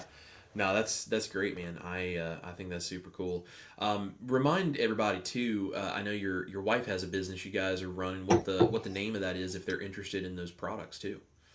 Yep, it is kissaprince.com. So Prince is my last name, and so it's kissaprince.com. And I always have it in my video descriptions too. But yeah, she does soap and bath products and body butters and soaps, lotions. I developed a lot of the stuff with my herbalism. Like I did a magnesium oil for her. We did a shampoo at one time with some rosemary and some different healing herbs. So we've done some of the herbal stuff too, but now she's more in the natural soaps and body products. So. Yeah. So if someone's looking for natural soaps and body products that don't come with some of the weird chemicals, we don't know what they are because they're made by giant corporations, that might be a cool place to get some of that kind of stuff to get a few more of those toxins out of your life. That's awesome. Yep. That's good. Well, very cool. Well, there's a few comments that I think probably we should highlight, maybe see if there's any questions we can answer before we kick everybody out of here today. But I have to highlight this one first of all. My beautiful wife is watching from the other room on her phone, and she said, by the way, I have to say, if y'all haven't tried it, Victor's marinara is literally my favorite marinara of all time. So if you guys want that marinara for your keto diet, you definitely got to go check out Victor's channel. So, Victor was so sweet when we first started talking about collaboration and all this. He was telling me about this marinara. It was before he actually did the last video that he did on it. And he was like, dude, I'm making a bunch of this. Can I mail you some? And I was like, sure. I've never had anybody mail me marinara, but I will absolutely have some of that. So he sent us some of his marinara, and so we got to try it like from the master himself. And it's good. It is good. I actually picked up a couple of tips from that video that I use, like if I'm making a standard American diet food for somebody else that I'm making like a quick marinara, I tend to lean in the direction of his keto marinara rather than doing marinara the way I would have used to, because it's so good that I just use that version, and it's just better anyway. And very, very cool. So if you guys didn't know, Victor has an amazing marinara recipe for the keto diet you guys should go use. So thank you, Ash. Yeah. Lynn 22QCat is here, and she says partay with our favorite two boys. I know. Hey, Lynn. She is awesome. I love Lynn. She is an OG on my channel, has been with me since the very beginning of my channel. I think it was my wife, my parents, and Lynn who were watching my videos at first. Pretty much it. So awesome. Jerry is here. She says Victor could do 100 stand-up comedy. Love it. Thank you. I doubt that, but hey, I appreciate you saying that. She's pretty awesome. There's CNC female. Donna is here, of course. Hey, Donna. And I'm trying to remember. I don't know if I met Donna on my channel or if I met Donna through your channel, but I know she watches both of us and is amazing. I know she sent me some coffee. I think she might have sent you some coffee too, if I remember. Yep, she did, and she also inspired this Christmas cookie video that I did today. Well, that's awesome. She told me that's awesome. Yep, she gave me this almond extract tip, and so I used a little bit of that in there, and it made it very cool. So, that's very, very cool. So if you guys didn't know, Victor has a sugar cookie recipe that just came out today. So if you haven't seen it yet after this live stream, you should totally go watch that and give that a thumbs up and give him some views. help out his algorithm. And I had a video come out today on a dairy-free bone broth gravy that is super simple and super clean and very easy to customize. So you guys should go watch that and give me a thumbs up as well. We appreciate you guys supporting us that way. It makes a big difference in our channels when you go watch, thumbs up, comment, share it with people. Like we're trying to get the word out, but that comes way better from all of you than it does from either of us trying to convince people that we know what we're doing. So. And it's a sugar cookie, but it has no sugar, just so you know. Yep, there we go. Doing that. Yep, keto approved sugar cookies. We'll have to add that disclaimer there for you, the endorsement. Lynn says, Victor, can you send me some of those sugar cookies with no sugar? It was worth a try. Let's see who else we got here. Paula is here, says, hi, fellas. I watch both of you and enjoy your content. Well, Paula, we enjoy you watching. Thank you, Paula. And there is Brenda Foley. She is very active in the community. We appreciate her. Says, love both of your recipes. Barbara is here. Says, two of my faves. Well, Barbara, you're one of our many faves, but we love you very much. Yes. And let's see, Deborah here says, found Victor through you, Chris, and now I'm a devoted follower. That's right there what we're talking about. That's why we're trying to connect this community. So if you guys don't know who Victor is, but you watch me, you should totally go follow his channel too. And if you don't know who I am and you watch Victor, come on over and join the Chris Cooking Nashville tribe over here too. We are open to all people, and you don't have to be a carnivore to be a part of our community over here. So we are loving all people who are just part of the community. In fact, I tell people all the time, I don't even care if you're totally vegan and you want to come be a part of my community because you get ideas from my recipes. As long as you're kind and respectful, you don't have to agree with me to be a part of the community. The only thing I don't put up with is people who come wanting to bash everybody else. That's the only thing that we don't let go on. So, Therese says, it's funny hearing you say that I accidentally did keto back in 2011. I didn't even know what it was. Yep. What a great thing to stumble into accidentally, though. That's right. Sherry says, OMG, the hair. Yeah, Victor had a different haircut back in his before pictures. Yeah. I was trying to be a rock star again. That's right. It didn't do good for me. It didn't look the same as it did like 30 years ago. So that's right. Let that go. The older you get, the less rock and roll that stuff seems to be, unless you're one of those guys who's been one of the rock legends for decades, and they all just seem to be perfect hair all the time. Yeah. Let's see. Huntley Walker is here, says, dang, that's quite a before and after photo comparison. Victor looks so healthy now. I agree.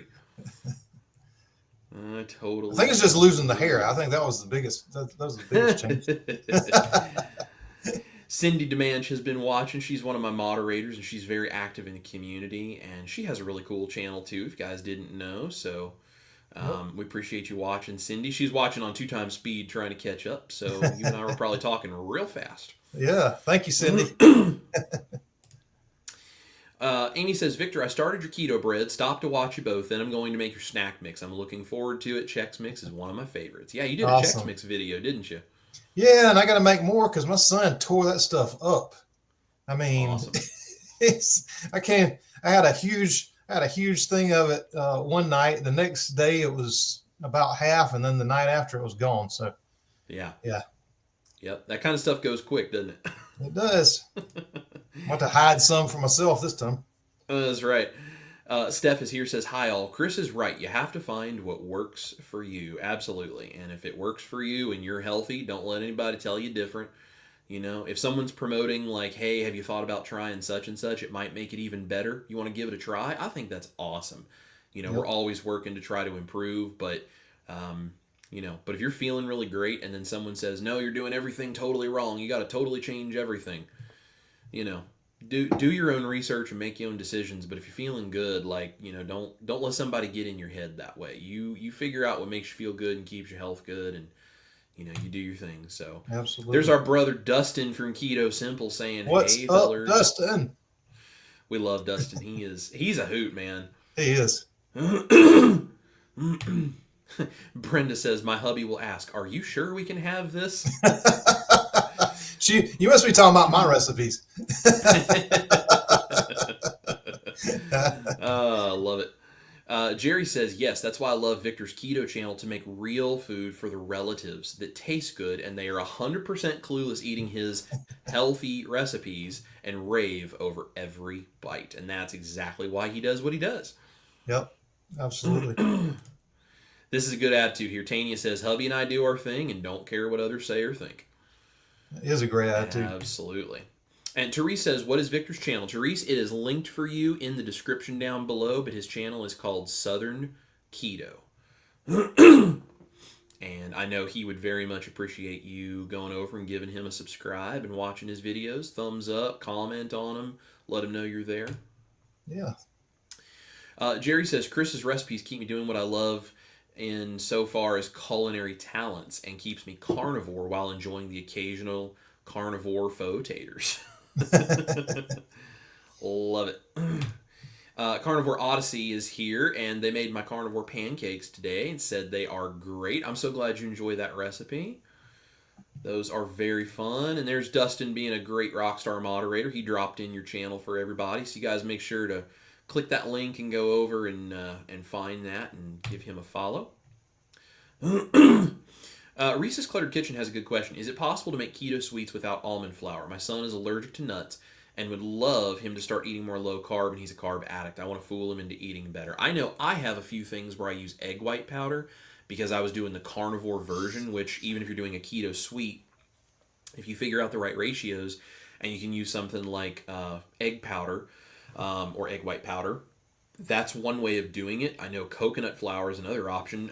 Victor, you're more the expert in the carnivore the like coconut and almond flour type desserts. What would you say? What would your leaning be there? Yeah, I would say definitely coconut flour is just hard because it absorbs so much moisture, so you have to use a lot more of it. But we have adapted some things just to the coconut flour. And actually, believe it or not, and I know I'm gonna get some hate about this because I always do, but pork rinds, if you get the pork rind, I did a video about how to make your own pork rinds. If you get the pork pellets that I recommended in there and make them yourself, and all it is you pop them in the microwave and grind them up into a flour, those work great also. And if you get the right kinds, you don't get the pork rind taste, with all the other ingredients in there, which makes it almost more carnivore, if you don't think about the sweetener. But that does work well. And I've made like the Rice Krispie treats with my keto marshmallows with pork rinds. And my wife hates the taste of pork rinds. She can't eat. Now I can eat pork rinds right out of the bag or when in a dip or something like that. But if you get the right kind, and they're not ones that are huge commercially produced and that have sat on the shelves forever, and there are a lot of clean ones of those too. If you want some pork rinds, most of them are most of them are not fried in seed oil. They have to put that on the ingredients. Most of them are, in their own fat because it's cheaper for them to do it that way than add another ingredient in there. So, always look at the label on them because there are some that I've seen with seed oil, but most of them are just pork and salt. But when you get the big commercial brands, they're not going to be as fresh. And if you get those, they're fresh and you don't even really get as much of, hardly any smell out of them. So you can grind that up into flour and use that too. Awesome. Great recommendations there. I love this. Lynn says, when people get all judgy, just do what Victor does and say, shut it, Karen. That's right. I love that. No hate to any of the ladies out there who are named Karen who are kind. That's not the kind of Karen we mean. Right. And there's a difference. There's two kinds out there, and Victor and I deal with the not so nice kind from time to time. We talk about that. So it's all good. Amy says, I love the collaboration. I learned so much from both of you. Amy, I'm so glad. Thank you, Amy. Cheryl's like you. She can't live without her desserts. Yep. Cheryl's very active on my channel and everything. And so, yeah. Yep. That is awesome. Auntie is here. Auntie Air Frying Auntie and Healing is here. She's one of my moderators. and a member as well. She is fantastic, total rock star. Shauna is amazing, but she says prayers for Victor's mama. Thank you. Yeah, Yep, she's at home doing much better now. So good, good. Well, I'm glad to hear that, and we will keep her in thoughts and prayers. And if y'all are the praying type, please make sure to say a little something for her. Bethany says, I agree. Tonight we celebrate my son's 26th birthday, and he's requested his mom's fettuccine alfredo, glazed Brussels sprouts, and banana pudding. You better believe I'm celebrating with him. Yep, absolutely. And I think like as long as it doesn't cause you personally an issue to do that, I don't think there's anything wrong with that. Even Dr. Barry he talks about the fact he's like, hey, on your birthday, you can have a piece of birthday cake. Don't eat regular birthday cake other nights, but on your birthday, you can have a piece of birthday cake, Yeah. He gets it even himself, so. You only got so many special times like that, Yeah. Yep. When it becomes a hindrance to your health, it's a problem. But when you can use it as a special celebration, that's a cultural thing. I think that's very ancestrally appropriate because when we found a honey tree, we celebrated and we enjoyed the honey. Cindy says, I like most of all kinds of meat, always have. Love the genius of Chris in the kitchen for those things I have given up 4 years ago. The mashed potatoes, pancakes, etc. Well, thank you, Cindy. I enjoy those kinds of things, and I think it's fun that we can have those for, special things. But if we don't want to actually compromise on something, we feel like it would be a bad idea to have the standard American diet version. Or if you want to have the carnivore version, the dirty carnivore recipe stuff works really well for you, and you want to have it regularly, it's nice to have that option. I think it's just a cool thing. Risa wants to know, Victor, what are you drinking? I'm enjoying my Nespresso Stormio coffee with daily minerals, sugar-free peppermint syrup, and 4 Sigmatic vanilla creamer. Ooh. Well, this is a double coffee, and I actually had one of the Coco Loco salty that I threw in there too for a little bit of a chocolate taste, and a little splash of heavy cream. Normally I don't do the heavy cream in the morning, but it's kind of a special day, so been looking forward to doing this, and so anyway, salty and coffee. There you go. I have a video that I did a keto yoo-hoo and then turned it into a keto mudslide type mocktail using the chocolate salty. You could totally make my keto yoo-hoo and dump your coffee in there and make it like a mocha kind of a thing. That would be amazing. That chocolate salty Coco Loco that's some good stuff. Yeah. I make my own electrolytes for the most part, but I can't get the chocolate taste, which I'll just say, Tuesday I'm doing a hot cocoa video. It's coming out Tuesday, but I need to try that this afternoon and try some electrolytes in it just so maybe I can add to that. Yeah, there you go. But that Coco Loco is awesome, and it's super easy. That's great. That is great. Jerry has a really great tip here for anyone who might be thinking about this. If I may share a tip with you all, take some bone broth with you in your Yeti to parties. Everyone runs around with one of them, and no one will ask what you're drinking, and you stick to your plan. That's really, really cool. My video today shows people how I make roasted bone broth and get all that collagen and everything out of it, and the minerals and all that kind of stuff. So you can use that bone broth technique that I'm using today, and if you don't turn it into the gravy like I do in that video, you can just drink it as bone broth as well. That's a good tip, though. Yeah, I like that. That's a really good idea. Jerry is very smart. Yeah. Risa says, at work I drink salty or something similar in a tall drink cup while everyone is drinking soda or Gatorade. They have no idea. Love it. Tanya says, I got my daughter going on this, and she just found Victor and is making his sweet potatoes for Christmas. She's excited about it. Awesome. That's awesome. I haven't seen that sweet potato video yet. I've been so busy doing stuff around here. We gotta go check out that keto sweet potato video you got going on. Yeah, I know the feeling. I haven't been able to watch any of yours either. We've just been, like I said, today's the first day I could actually breathe, and actually the first day I got more than like 4 hours sleep, and I don't know. Seems like weeks. I understand. There's times of the year where it's like you're doing everything you can just to keep up. Yep. Risa wants to know if either of us has tried making hush puppies. I'd love to make them with dinner one night. I have not. Well, I've played around with things that would eventually lead me to a carnivore hush puppy. I have not settled on something I'm happy with a recipe yet, but I am working on that as an idea. What about you, Victor? I have a fantastic hush puppy recipe. That was one of the things I had to make because everybody around here eats hush puppies. And that's what, we go down to the coast and it's all, fried fish and hush puppies. And so, I got a real good recipe video for that. That's awesome. Sonia says, do either of you incorporate raw milk occasionally? I've never tried it, but I see a lot of people who do it. What are your thoughts on it? I don't. Not that I would be against it. I just, until I get to a point where I feel like I'm at my ideal body weight, there are certain things I just don't incorporate on like a regular basis that I might in the future. Milk being one of them because of the lactose, because lactose seems to really mess with me, and I try to keep my liquid dairy to a minimum. I do recipes with things like sour cream and heavy cream and that kind of stuff. If I'm using dairy, it's usually something like that or a cheese. I don't drink milk because I love milk. I mean, I could drink it by a half gallon at a time. Like it's so easy for me to do that. I love it. And raw milk, I'm sure, would be even better. But I don't want to go to the trouble of trying to source raw milk here outside of Nashville and then incorporate something like that I think would probably just not make me feel that good because of what lactose does to me.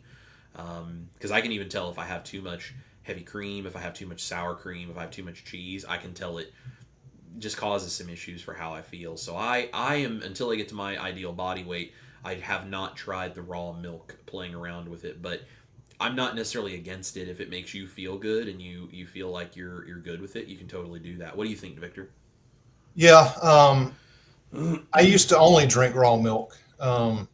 And just now the sugar content in it, I make the milk myself with the heavy cream and water and the sweetener.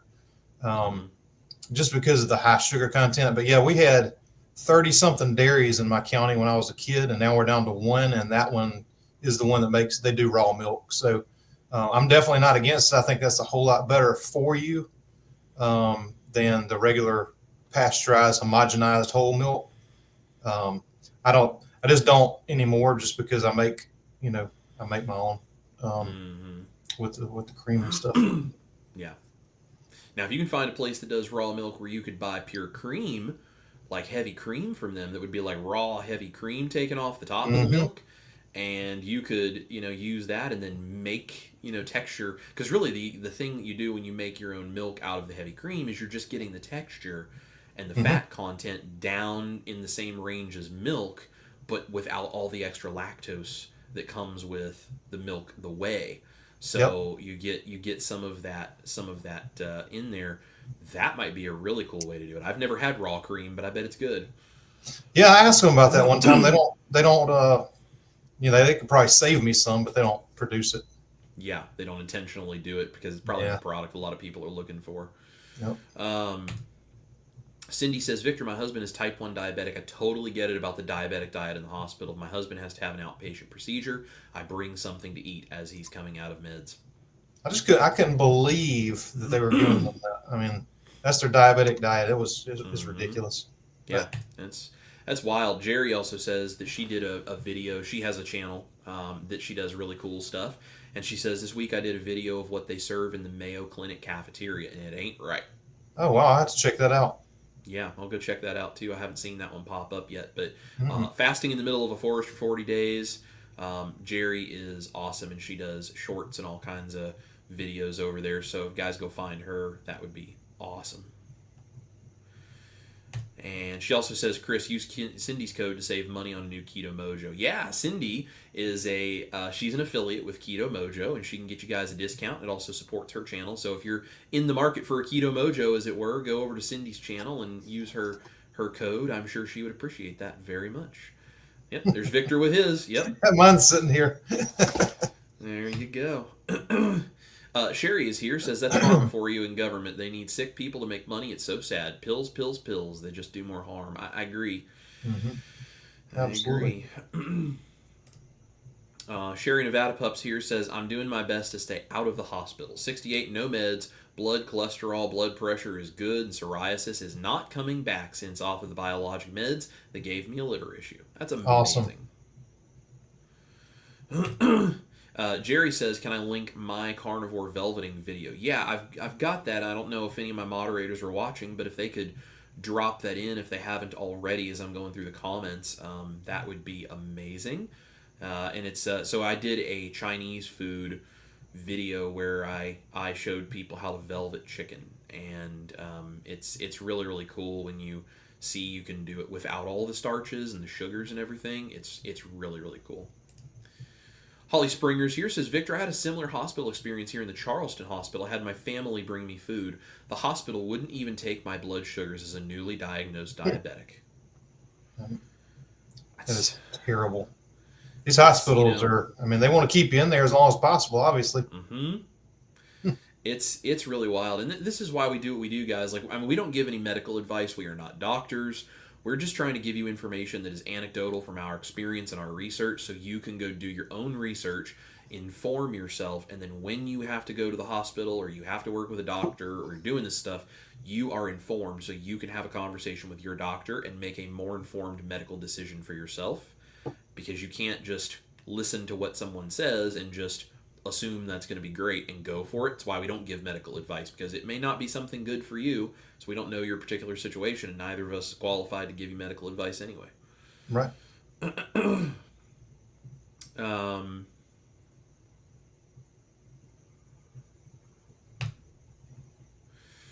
Time Traveler Karen says, with due respect, we have several carnivores already doing that and wearing CGM, and it will slow down your own progress.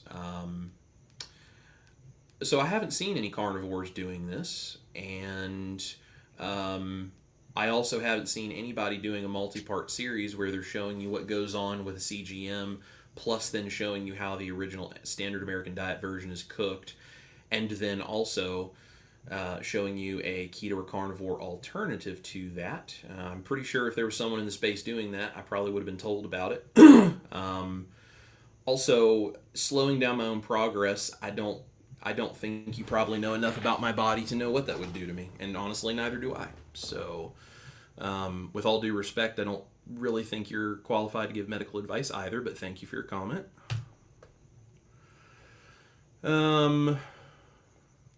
Sherry says, I'm well now, got through it all with no meds, with everything she's going through. I saw she said she'd been sick lately.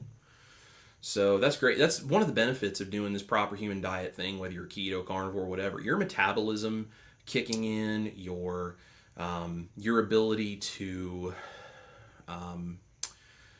just your immune system being strengthened, and your body just being able to fight better. Like, even when you do get sick, it seems like everyone who's on a proper human diet seems to get better faster, and they don't need all of the meds to try to get through it.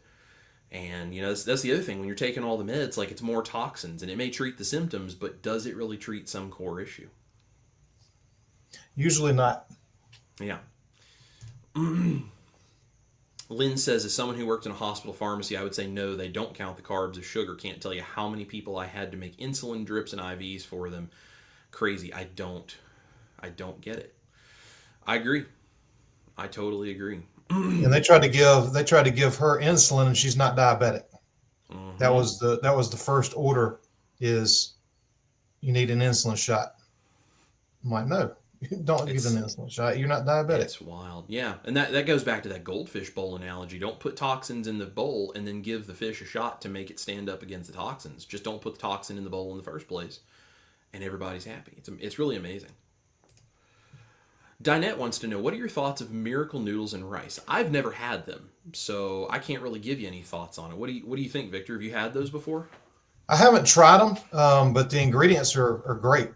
So I would say go for it. I like the palmini if I'm gonna get if I'm gonna buy prepackaged when I do the palmini, which are hard to palm. They're really good. So I think the Miracle Noodles. Pretty sure the Miracle Noodles are, if I remember right, they're the egg white now. Mm-hmm. But yeah, I've looked at the ingredients on them. I think they're clean. I think they're fine. I haven't tried them. Awesome. A Smitty is here, says quick and easy. Yes, that is the way to go. Most of the time, I am quick and easy with the way I'm cooking. Mm-hmm. An air fryer is an amazing thing to have in your house. So is, if you're okay with it, things like a sous vide or a slow cooker. Like, when you find those kinds of tools in the kitchen and you can come up with things you can just throw in it and like walk away, that's amazingly helpful. Instant pot. Yep. Alan's Awesome Keto World is here, says most meals we cook enough for 2 or 3 nights and freeze some for later. Perfect. Judy wants to know if either of us has any sardine recipes coming. Well, I've got some ideas, but I have not started the development of them. That's another one of those things that if I'm going to make it, I'm going to be the one eating it. Ash has no taste for sardines. What about you, Victor? Any sardine recipes? No, my family hates sardines as well, so I'll eat them right out of the can myself with an olive oil one. So I love them just like that. Throw a little hot sauce on it, maybe, but I have not planned on any. But maybe a dip or something with that might be good. Totally agree. Sardines are one of those things I wish I could figure out a way to make them just not at all taste like sardines, because I know they're so good for you. I love sardines, but I grew up eating them with my grandpa. And people who didn't, I mean, it's a very distinct seasoning, so it's really something. Risa says, Chris, try adding pluck seasoning into the beef patties. Ash won't taste it. I added into so many things and no one knows they're eating organs. It was a wonderful product. I've never heard of pluck seasoning. I'll have to look that out. Yeah. Of course, now if I order it, Ash is going to be like, you putting organ meats in my beef patties? Lynn's pointing it out right here. Ash is darn smart, Chris. Skip the organ meat. She will bust you. Yeah, you're not wrong. She's good at knowing when there's something funky. That's the reason, honestly, she tastes all my recipes. Even if she's not the taste tester that's going to be on the video, I'm still having her taste it and tell me what she thinks. Because it's like, if she likes it, I know it's probably pretty good, because she has a little more of a reaction to certain things with her palate than I do. And I may taste that it's in there, but I like the flavor, but she really doesn't. So if it's something I'm trying to hide the flavor with the way I'm making a recipe, she's the person. She is the person that helps for me figure that out. So yeah, I just looked up that pluck seasoning. Looks pretty good. Oh, well, cool. Well, I'll have to check that out. Maybe. But I don't want to get you in trouble trying to hide that. I know. Well, you know what I can do is I can test it first and tell her, don't worry, I'm not going to put it on your stuff, and we can go there. So, Marilda wants to know, question for Cindy, I believe. How do I go to a website you post and not lose being on with Chris online? I just signed up for Victor's, but it took me off Chris's. Had to find my way back. I believe if you right-click on the link in something, it should let you open it in a different window, or worst case scenario, you can click it and just come back and find me again. We won't hate you for that. We love you.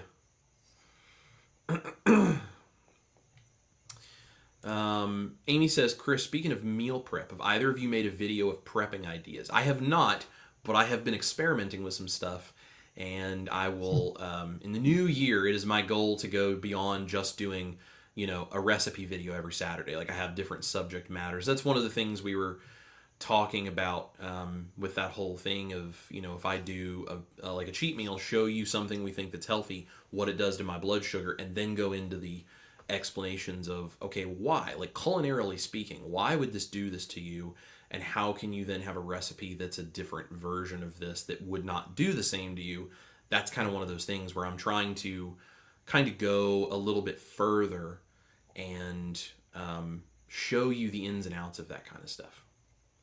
But meal prepping is another one of those things, is I can develop hopefully some more ideas. I can show you some of that. Do you have any meal prep videos, Victor? The one that I did was, and I do have that on my calendar to do in the coming year, but I just did the Thanksgiving one that were all things that you could make ahead of time and freeze, kind of like what somebody was talking about in the comments. But that's the only one that I remember that I've done. But it's just all stuff you can make a bunch of and freeze, and they all reheat really well. And I told you kind of how to do that too. So yeah, more holiday food stuff. Yeah. That's a really popular topic. I think a lot of people seem to be looking for info for, and I get it. I mean, I do some of my own stuff for meal prep because it saves a lot of time when you can do it, especially if you can do it and it's going to turn out good, because there's a lot of meal prepping stuff out there, and then you do it and you're like, well, that really was kind of a waste of my time. But you can do it and it tastes good. That makes a big difference. Cindy says, I feel the biggest reason for not keeping this sustainable is people do not have the right mindset. I totally Agree. And that's honestly, the recipes that I make and the things that I'm doing, and I think Victor would probably say the same here. That's what we're trying to do, is give people tools so that it's like, if you have the right mindset going into this and the tools to help support that mindset, it makes it so much easier to stick with this. Right.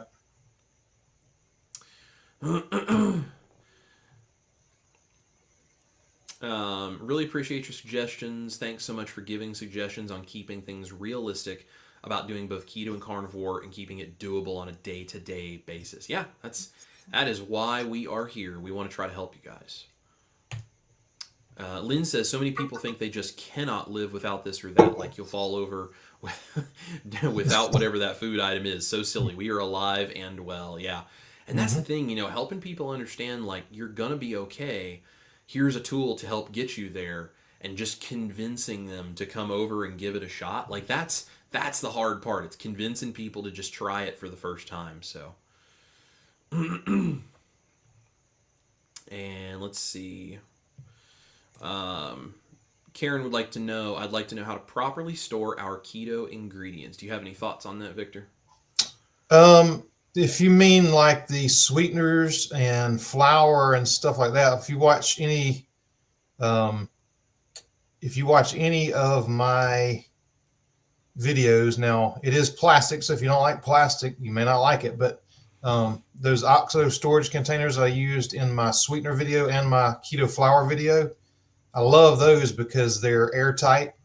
As far as the foods, I use like glass storage containers with airtight lids also, which you could also use to store the ingredients. And you just, I don't know if they make big enough ones that you could use, but they're probably out there. I just like those OXO ones because they keep everything airtight and good. Yep, that's what I do. I just get airtight containers, and then obviously things that are easy to spoil in the refrigerator, also airtight, generally speaking, unless you have a specific reason you want airflow around something, like when I'm dry brining a steak. Otherwise, keeping everything airtight is generally your best bet. Auntie says, I can't imagine giving up my coffee. 17 years of night shift, my blood type is dark. I love that. And Cindy says, Shauna, that is the same for me about giving up my diet Pepsi, since that is the only real vice I have. Oh, well. And, that's kind of the thing. Like, you find those little things. It's like, hey, if this is the one compromise I make and then the rest of my diet is great, maybe someday in the future that's something you want to try to get out of there. Maybe it's not. That's up to you. You make the decision and see what you think. Marilda is here. She's so sweet. She says, Chris, question. I love liver and was having it once a week. I had to stop because my uric acid went way up. So I thought maybe I could eat it once a month or twice. Shrimp is also high in uric acid. Yeah, Marilda, I've heard different people have different kinds of reactions to this kind of stuff. And I'm no doctor, so I can't really give you very much advice or good thoughts on this. I do know that there are people out there that basically say, if you're craving liver, have liver. And if you're not, don't worry about it because your body will tell you what you need. I don't really know if that's good advice or not. I just kind of eat liver when I'm happy with it. And I don't really try to force myself to eat it otherwise. Maybe it would be a good thing to talk with a doctor about that. Like if you do that and then suddenly your uric acid goes up, ask a doctor maybe why that would be happening. There might be information out there about this. Have you heard of this, Victor, or know anything about that? I mean, I just know the liver itself produces uric acid, so that's all I really know about it. I would go on Dr. Berry's one of his lives and ask him that question because I think he'd be probably the one that would know about it more than like your regular doctor. That's just my opinion. Yep. That's that would absolutely take the cake for my advice as well. Dr. Berry is a great resource for that kind of stuff, and his live streams, that's a wonderful place where even if he himself doesn't answer it, one of his coaches can, and they've all been vetted by him and Nisha, and they will give you the same information Dr. Berry and Nisha would give you, and that would be a really good place to try to get that info. So Karen says, seems to me the amount of daily carbs determines your carnivore or keto label. I think we kind of addressed that's maybe an oversimplification of the concept. But if that's how you choose to determine it, then it's your diet. Like you do you. That's cool. Lynn says, I'm not knocking you coffee lovers by any means. I'm talking about giving up things like breads, etc. Enjoy your coffee. Heather Roberts is here, says, this is why we don't have a healthcare system, but what I and many others call a sick care system. They keep feeding us junk and chemicals to keep us themselves. They keep making money. Yep. I understand. Well, and that's the thing, they don't make any money off of you being healthy, so. Right. Brenda says, my daughter sent a beautiful truffle in truffle juice and natural flavor. What would you grade it on, or would you? Yeah. If you have an amazing truffle, first of all, that is a very high-end ingredient, and you should, even if that's not something you want to have on a regular basis in your diet or pay for on a regular basis in your diet, that's a very special ingredient and something that should be treated with respect and, enjoy it as the gift that it is, I think. I would make something like either my carnivore pasta noodles or maybe one of Victor's keto pastas or something like that with like something very simple like a butter or maybe a simple cream sauce or something, and grate some truffle over top of that, because it would be really good to highlight the flavor of that so you could really enjoy what makes that ingredient special. That's my thoughts. What do you think, Victor? No, that's my same answer. I was going to say my Alfredo sauce. Yep. And just keep it nice and simple, because you really want to enjoy that ingredient, because that's a rare and special thing. Yep, absolutely. I don't ever use things like that for myself, not because I wouldn't be into it, but Ash has a mushroom allergy, and since truffles are a fungus, I'm like, I don't know, but what that wouldn't necessarily make her sick. So I've never tried with her, and I'm very hesitant to use something like that because I don't want to make her sick. But that is a great gift. That is really awesome. Cindy says, on the occasion I may go off plan, like with getting a quesadilla while out, then I'm right back on my plan. Have been doing it this way for over 4 years now. Yeah, and that's the thing I have found, because I've done this, right? Like I've had like a little bit of something here and there that's off plan. I did my 365 days carnivore, which that's the period of my channel Victor and I met, and so he saw me doing like the weekly health vlogs and the 365 days with no cheat meal, and that's when like I was losing that big chunk of weight. And since then, I have on rare occasion had cheats or at least some more keto or ketovore items from time to time in my diet. And I have found for me, if I do something like that, the very next day, I'm like slamming beef patties. I'm just super high protein, super high fat, and it takes care of it for me. I'm right back on it, and I have found that to be really sustainable. So do you have any approaches you use like that, Victor, if it's like, a family member makes you this special cheesecake kind of thing? Yeah, just like I said, just go right back to what you were doing before. And yeah. I think it's super cool. Brenda says, right, thanks. I've never had anything so fancy. Had no clue where to use it. Yeah, that's a really special ingredient. I mean, if you're not into cooking the way that I am, you may not have ever researched what it costs to get like a whole fresh truffle. But I mean, those things are like several $1,000s a pound. So yep. They're very, very cool. Jesse says, we appreciate both of you for the knowledge and those great recipes. It helps so much to stay on this way of healthy living. Thank you. Jesse, you are welcome.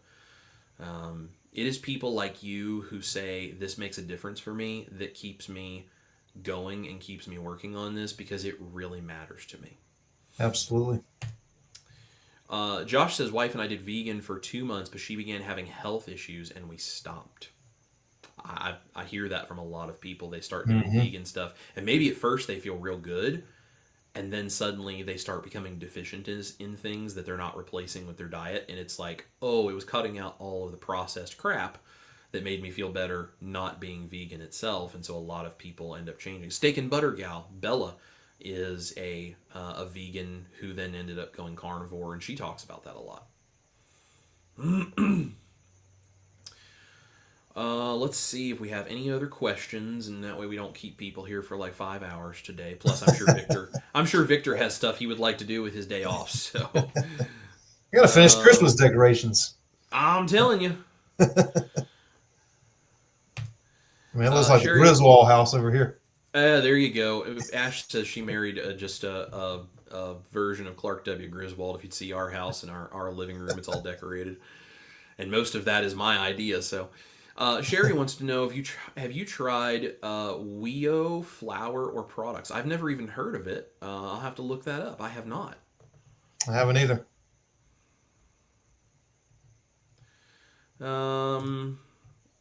Carrie's here, says I was working on a computer project and learning how to win. I got a coupon from donating platelets, $15 off a ham. Only paid 56 cents for a 7-pound ham. There you go. Oh, wow. Nice. I love anytime you can, anytime you have the opportunity to get food at that kind of price. I did the same thing with turkeys around Thanksgiving. By buying a certain amount of stuff at a store, I got like a free turkey. And then at another store, I got one for like 39 cents a pound. So I've got 2 gigantic turkeys in my freezer right now that cost me, I think it was like $5 for me to have both of those turkeys in there. So anything you guys can do to save money like that's a good thing. Yep. Let's see here. Any other questions before we get going here? I need to hire someone to just sit with me and stay off camera and just check comments for me, I guess. We got a lot of comments in here, Chris. That's right. Well, between you and me, we got all these people tuning in today, which we appreciate you guys watching so much. Please hit the like button and the thumbs up and just share the video. Just help us out. We appreciate all you guys. We would be nothing without our community of people. It's honestly like we might do all this stuff you guys see here on camera, but without you guys, you are the fuel that drives the engine, and that's why we do this, because we want to help people. So Holly says, Chris and Victor, as someone who can't tolerate dairy, including butter, I would love ideas how to substitute non-dairy foods for cheeses and butter. Absolutely. So one thing that you can do, and this is a flavor thing, maybe a slight texture thing. I have a video on salt-cured egg yolks. That's real nice to grate over stuff, almost like Parmesan cheese. It doesn't taste like Parmesan, but it gives you that same savory, salty kind of a thing like a Parmesan would as a topping on things. Great on like steaks and eggs and chicken. I mean, like anything you would be eating. That's a really cool one. What do you think, Victor? You might have some more non-dairy alternatives doing keto recipes than I do. Well, not really, because I use butter. But yeah, the egg sounded good. And one thing that I would say, taken from the vegan community, and you have to just watch the carbs on it, because cashews are high in carbs for a nut. But there were some really good cashew cheeses and alternatives. There's a cream cheese and things. Like I said, you just got to watch the carbs on it, because cashews are higher in carbs, and I don't know what the other ingredients are that they use, but I did run across some good ones, and that was a while ago. So I'm sure there's some even better ones now, maybe some low carb versions, but it's the only thing I can think of, because I use butter or olive oil or things like that. Yeah, so. Absolutely. Cindy says she's got to get going. She's got to get moving. Great interview. Victor, would love to have you on my live stream sometime. Cindy does live streams with people, so. Yeah, I'd love to join you sometime, Cindy. Yep, absolutely. I'll see if I can't get the two of you connected, or maybe I can get one of you to reach out to the other or something. But I think that would be a fun connection for both of you to make. So,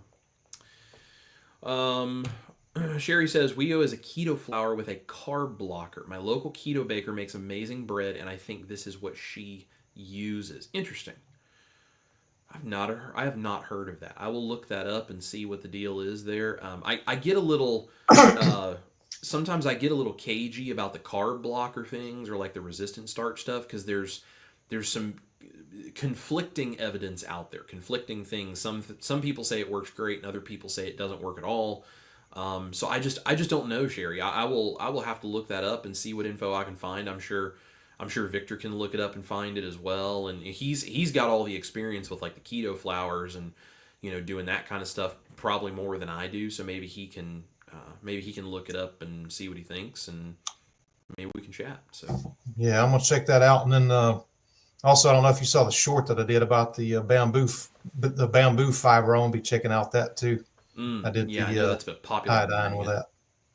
So the Cool. iodine shows it as a starch, just like maltodextrin. So I'm curious about the blood sugar implications of that. Yeah, what it actually does. Yep. Interesting. Well, cool. Well, I think we're all caught up on comments. I appreciate all of you guys being here. I really appreciate Victor taking so much time to sit here and look at my ugly mug today. Y'all make sure to thank him, and if you don't already, please go over to his channel and support what he does, because he's doing great things in this space, and we just really appreciate him. And he's just a good dude. He's just a good dude. Victor and I are just good friends, and we were chatting before we started the live, and we were like, it's really nice to just have someone in this space who kind of does what you do with this YouTube recipe creation, low carb thing that we do, and just to be able to support each other. So Victor deserves the support and the likes and the shares and all the stuff for his stuff, and I appreciate every time you guys do that for me too. I know Victor has several ways people can support what he does. Any of those you would like to mention, Victor? Yeah, I've got the Buy Me a Coffee link on there.